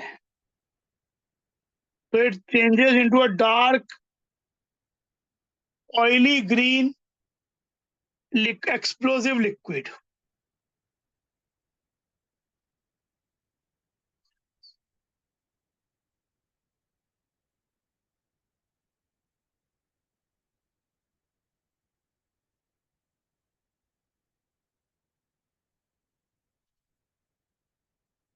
बहुत कुछ है वैसे, वहां पे डाइक्रोमेट था, डाइक्रोमेट CrO5 में बन जाता था, ये Mn2O7 बन जा रहा है। इसे फर्दर H2SO4 के मिलेगा, तो it will break down Mn2 plus oxygen, ozone, and a large amount of heat will be liberated. इसको अगर हम चाहे तो कंट्रोल करके इस स्टेज पे निकाल सकते हैं। Mn2O7 का स्ट्रक्चर ऐसा होता है।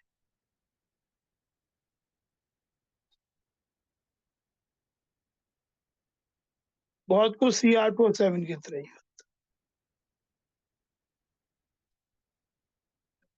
Mn2O7।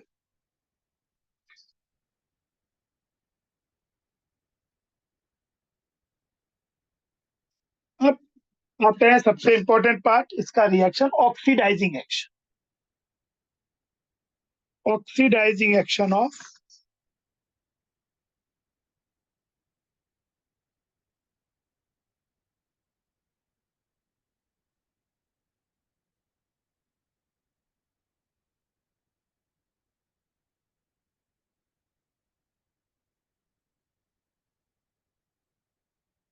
बहुत ज्यादा रिएक्शंस नहीं है।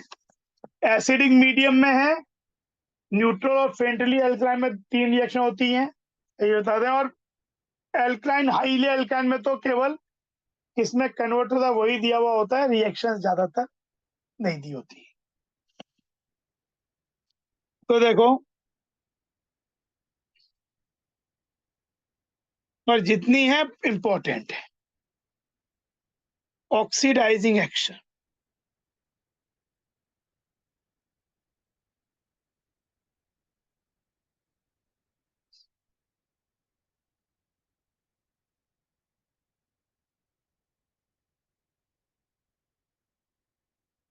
Of KMNO4। पहला, इन एसिडिक मीडियम,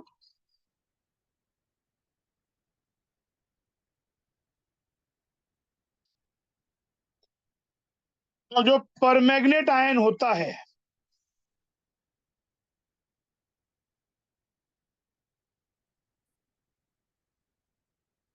वो एसिडिक मीडियम में, जो कि नॉर्मली डाइल्यूट H2SO4 से मिलता है, अभी उस क्वेश्चन को भी एड्रेस करेंगे कि HCl या HO3 क्यों नहीं ले सकते हैं। तो it will reduce to colourless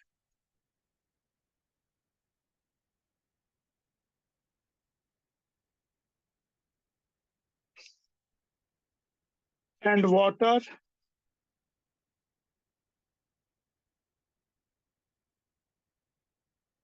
-1 +8, यहाँ +2 से +5 ही, और वैसे भी इसका एन फैक्टर +7 से +2।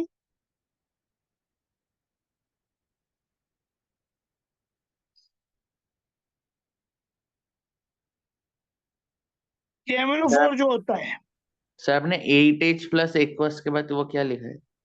क्या सर वो 8H प्लस एक्वस के बाद वो क्या 5 लिखा है? Electron.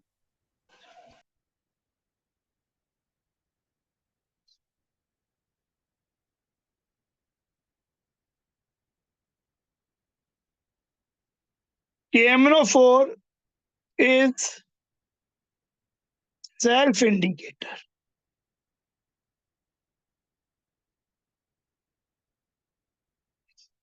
What does that mean? Titration में अभी किनको ऑक्सीडाइज करो तो हम लिखेंगे ही अभी, पर जिसको ये ऑक्सीडाइज कर रहा है वो यहाँ पे है, ब्यूरेट में KMNO4 है, ड्रॉप बाय ड्रॉप हम KMNO4 ऐड करेंगे, वो इस रिड्यूसिंग एजेंट के संग रिएक्ट करेगा और कंज्यूम हो जाएगा। तो जैसे ही KMNO4 की ड्रॉप सॉल्यूशन में जाएगी, सॉल्यूशन पिंक जैसा नजर आएगा और थोड़ी देर पिंक कलर डिसअपियर हो जाएगा, क्योंकि KMNO4 इस रिड्यूसिंग एजेंट से रिएक्ट कर, जब मान लो फेरस मान लेते हैं, फेरस से फेरिक बन रहा है, तो जब तक फेरस प्रेजेंट है तब तक KMNO4 जो भी आप ऐड करोगे वो रिएक्ट कर जाएगा। और Mn2 प्लस जो होता है वो कलरलेस होता है। यहाँ कोई इस साइड कोई कलर ही नहीं बन रहा। तो जब जिस पॉइंट पे मान लो कि एक पॉइंट पे आके आपने इतना KMnO4 ऐड कर दिया कि जितना फेरस था वो पूरा रिएक्ट कर गया। अब आप अगला ड्रॉप जैसे ही ऐड करोगे, there is no ferrous ion या रिड्यूसिंग एजेंट जो इस KMnO4 से रिएक्ट कर सके। तो क्या होगा कि इसका जो कलर आएगा पिंक कलर, वो परसिस्ट कर जाएगा, एंड दैट विल इंडिकेट कि एक ड्रॉप पहले आपको एंड पॉइंट मिल चुका है। तो यहाँ पे क्या होगा, आपको कोई एक्सटर्नल इंडिकेटर की जरूरत ही नहीं है। ये KMnO4 खुद ही सेल्फ इंडिकेटर का काम कर देगा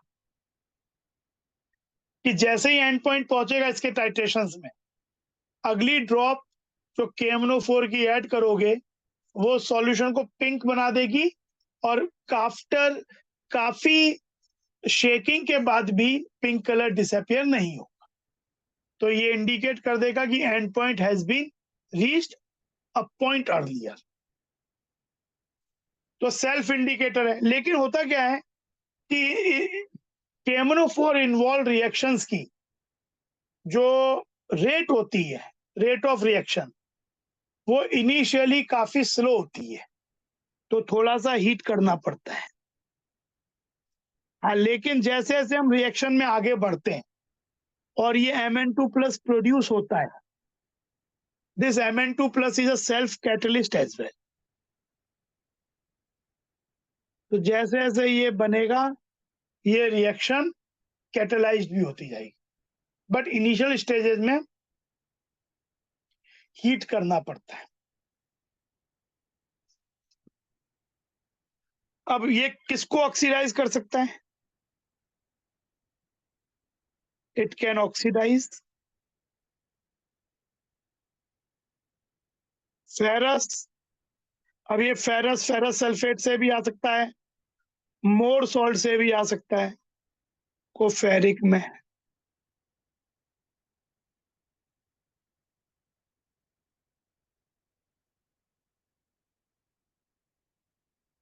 ऑक्सलेट, इसका एन फैक्टर 1, ये येलो कलर का बनेगा। ऑक्सलेट 2CO2, एन फैक्टर 2, इसका एन फैक्टर 1। नाइट्राइट NO2-, यहाँ ये +3 है, से नाइट्रेट।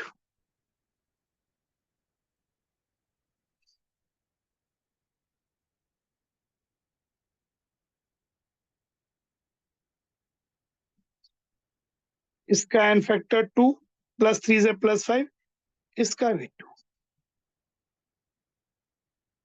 नाइट्राइट नाइट्रेट बन जाता है, ऑक्सलेट CO2 बन जाता है, फेरस फेरिक बन जाता है, सल्फाइट सल्फेट बन जाता है, +4 से +6।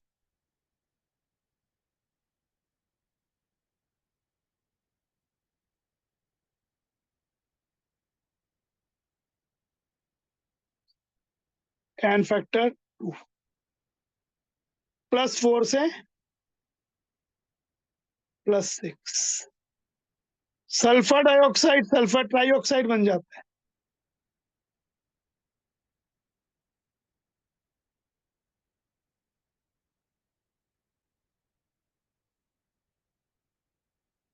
सल्फाइड H2S से आ सकता है, कहीं किसी सॉल्ट से आ सकता है, सल्फर बन जाता है।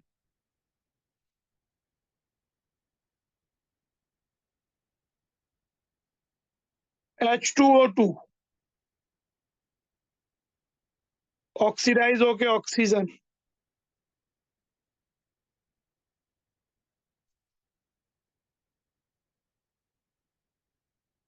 SN2+,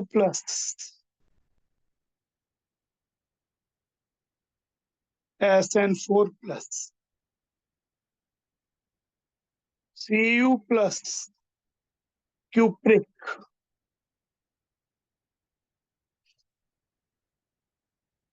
और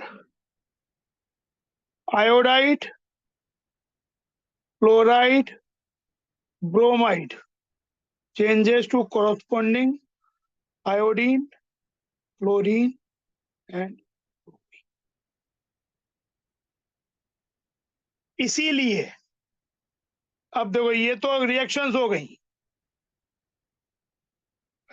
जितनी भी है 1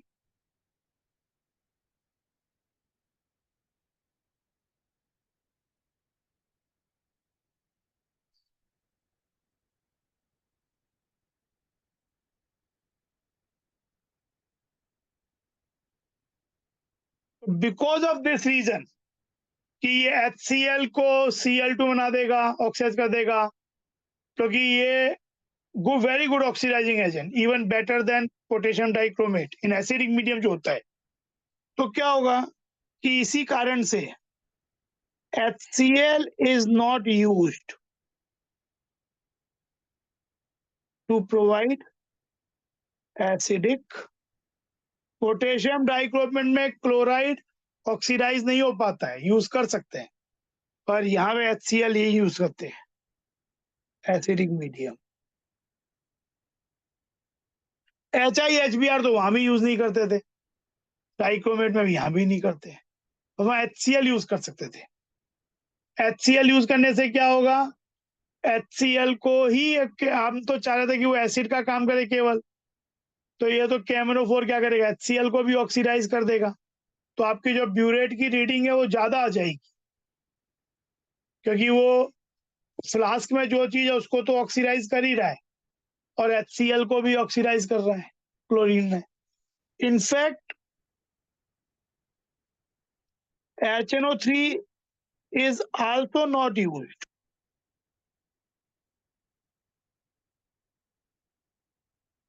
HNO3 भी एक अच्छा ऑक्सीडाइजिंग एजेंट होता है। तो क्लोराइड HCl इसलिए यूज नहीं किया था कि KMnO4 रिड्यूसिंग एजेंट जो फ्लास्क में उसके संग संग इसको भी ऑक्सीडाइज कर देगा और ज्यादा अमाउंट ऑफ KMnO4 रीडिंग में हमें मिल जाएगा, जो एक्चुअल बात सही बात नहीं है। हम तो चाह रहे हैं कि कितना KMnO4 का वॉल्यूम जो फ्लास्क में रिड्यूसिंग एजेंट है उसको ऑक्सीडाइज करे, तो रीडिंग रॉन्ग आ जाएगी। पर HO3 यूज करने से क्या होगा, HO3 KMnO4 का काम करना शुरू कर देगा। जो आपने फ्लास्क में रिड्यूसिंग एजेंट लिया है, KMnO4 तो उसको ऑक्सीडाइज कर ही रहा है, HNO3 भी उसको ऑक्सीडाइज करना शुरू कर देगा, तो आपकी जो रीडिंग KMnO4 की आनी चाहिए वो कम आ जाएगी, क्योंकि सर एक अकेला उसने ही वो काम नहीं किया है, HO3 ने भी उसको हेल्प किया है, तो दोनों ही केस में गलत रीडिंग आ जाती सर HCl क्यों यूज नहीं करते? है। सर HCl को क्यों यूज नहीं करना पड़ता? HCl को इसलिए यूज नहीं करना पड़ता क्योंकि HCl का जो क्लोराइड है वो KMnO4 से रिएक्ट करके क्लोरीन बन जाता है। तो आप तो HCl चाहते थे केवल एसिड की तरह यूज करना, एसिडिक मीडियम प्रोवाइड करने के लिए, पर यहाँ पे वो एसिडिक मीडियम केवल प्रोवाइड नहीं करना, वो खुद रिड्यूसिंग एजेंट का काम कर रहा है। तो अगर आप टाइट्रेशन में इसे यूज कर रहे हो तो आपकी रीडिंग सही नहीं आ पाएगी।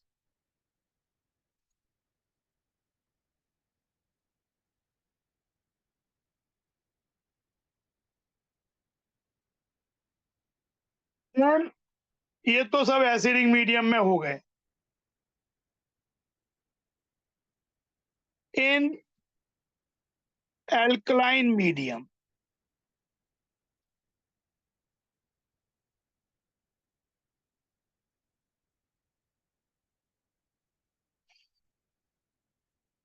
अच्छा इसका जो ये रिएक्शन होता है इसका E0 होता है रिडक्शन पोटेंशियल 1.52, एसिडिक कंडीशन में MnO4 का स्टैंडर्ड रिडक्शन पोटेंशियल।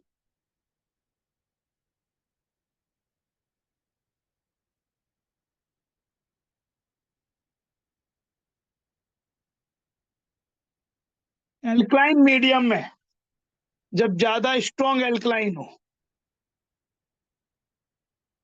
तो MnO4 minus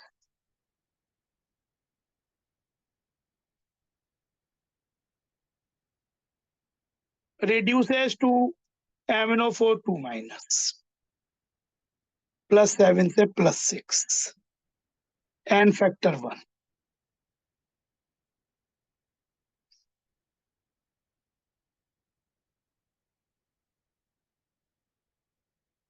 E0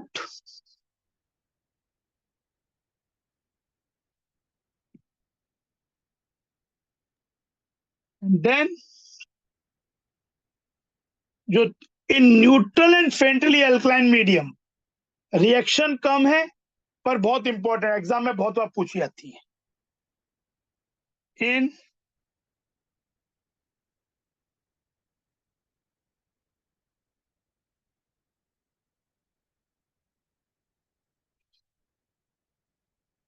neutral oblique faintly alkaline, और थोड़ा सा एल्कलाइन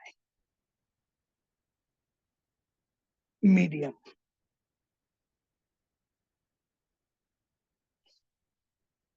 जो हाफ रिडक्शन रिएक्शन होती है कि MnO4 in acidic medium reduces to Mn2 plus, in strong alkaline reduces to MnO4 2 minus, in neutral or faintly alkaline reduces to MnO2।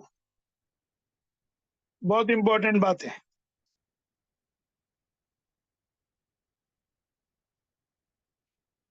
पूरा MnO2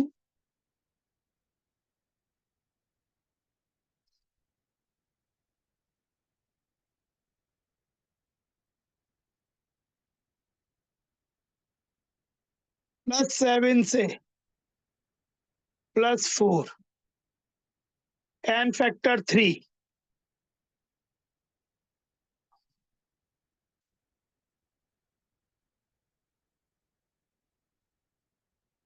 तो नहीं दिया हुआ है, ठीक है। तो ये हो गया, खुद रिड्यूस हो गया। It can oxidise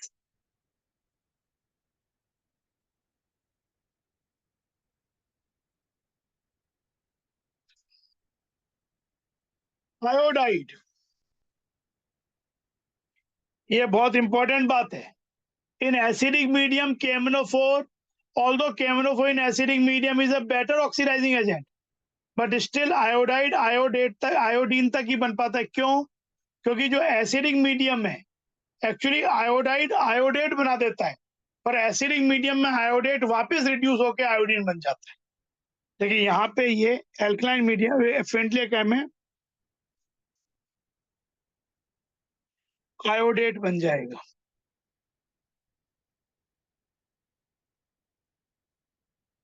N factor -1 से +5, एन फैक्टर 6। इंपॉर्टेंट रिएक्शन है बहुत। थायोसल्फेट, थायोसल्फेट का स्ट्रक्चर आपको याद होगा, बताया है मैंने। ये सल्फेट में एक को हटा के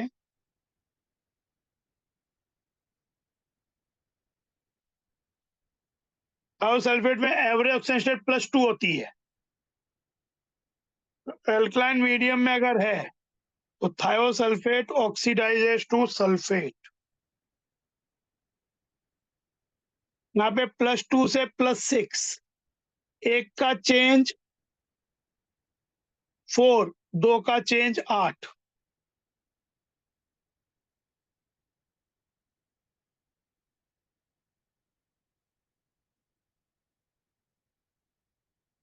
पूरा जब बैलेंस हो करोगे एन फैक्टर 8 आता है इसका।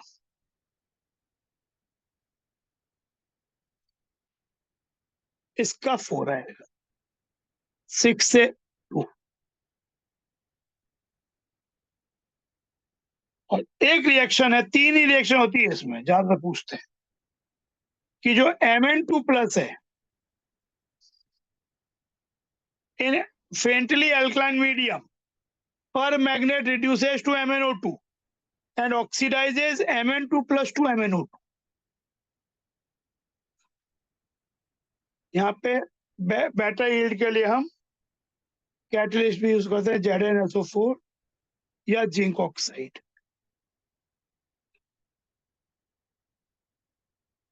Mn2 प्लस ऑक्सीडाइज MnO2 में हो गया फेंटली एल्कलाइन में, और MnO4 रिड्यूस MnO2 में हो गया। ये बात नोट करने की है, MnO4 MnO2 में रिड्यूस हुआ, Mn2 प्लस MnO2 में ऑक्सीडाइज हुआ +2 से +4। फेंटली एल्कलाइन मीडियम में permanganate reduces to MnO2. It can oxidize iodide to iodate, thiosulfate to sulfate, Mn2 plus 2 MnO2। संग में एन फैक्टर भी, यहाँ पे एन फैक्टर कितना हो जाएगा, 2 हो जाएगा, +2 से +4।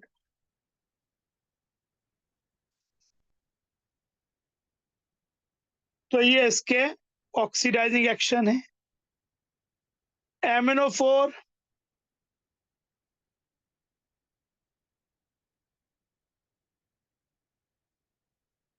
एसिडिक मीडियम में रिड्यूसेस टू Mn2 प्लस,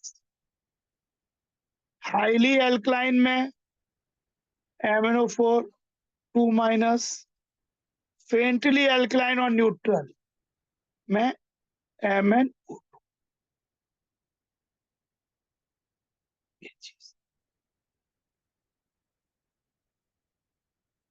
यहाँ पे एन फैक्टर 5, यहाँ 3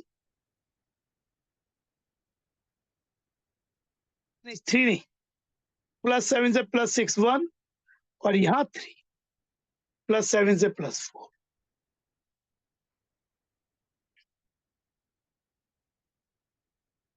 और बाकी तुमने लिखा ही है किसमें क्या ऑक्सीडाइज और करेगा ये। यूजेस, काम खत्म करें। यूजेस में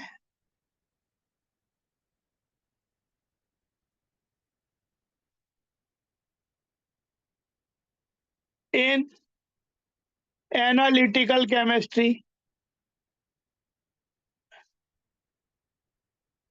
as oxidizing agent,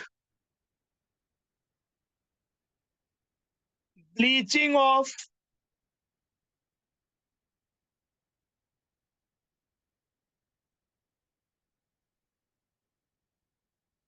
wool, cotton, silk, fiber due to its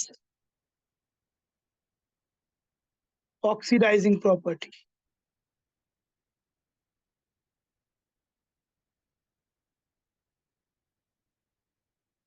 Decolorization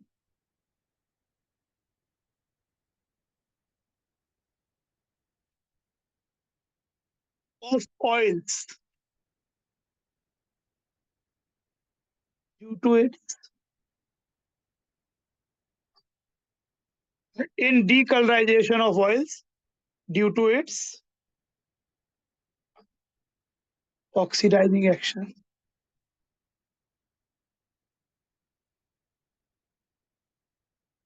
तो ये इसका कुछ यूज है।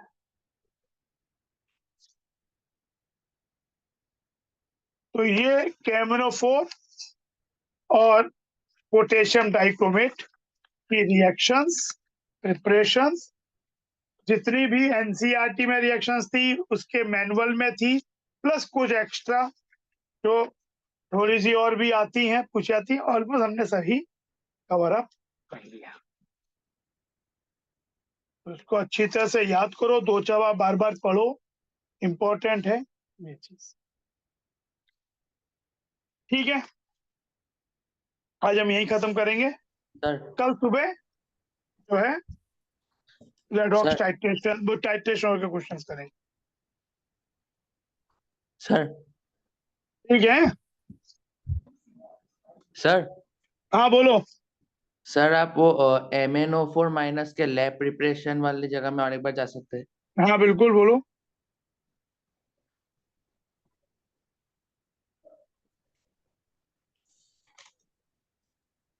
सर आप ये विजुअल आइए। स्टेटमेंट सर बताना है कुछ लिखना है? सर कुछ लिखना था नीचे। हाँ लिख लो लिख लो। सर वो नीचे था नंबर 4 वाला। ये हाँ सर।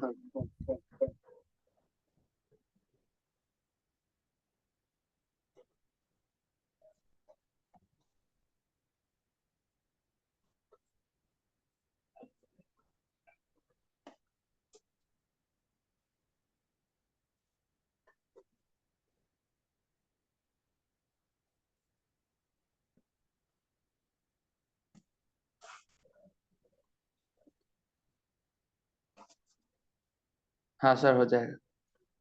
हो गया, ठीक है।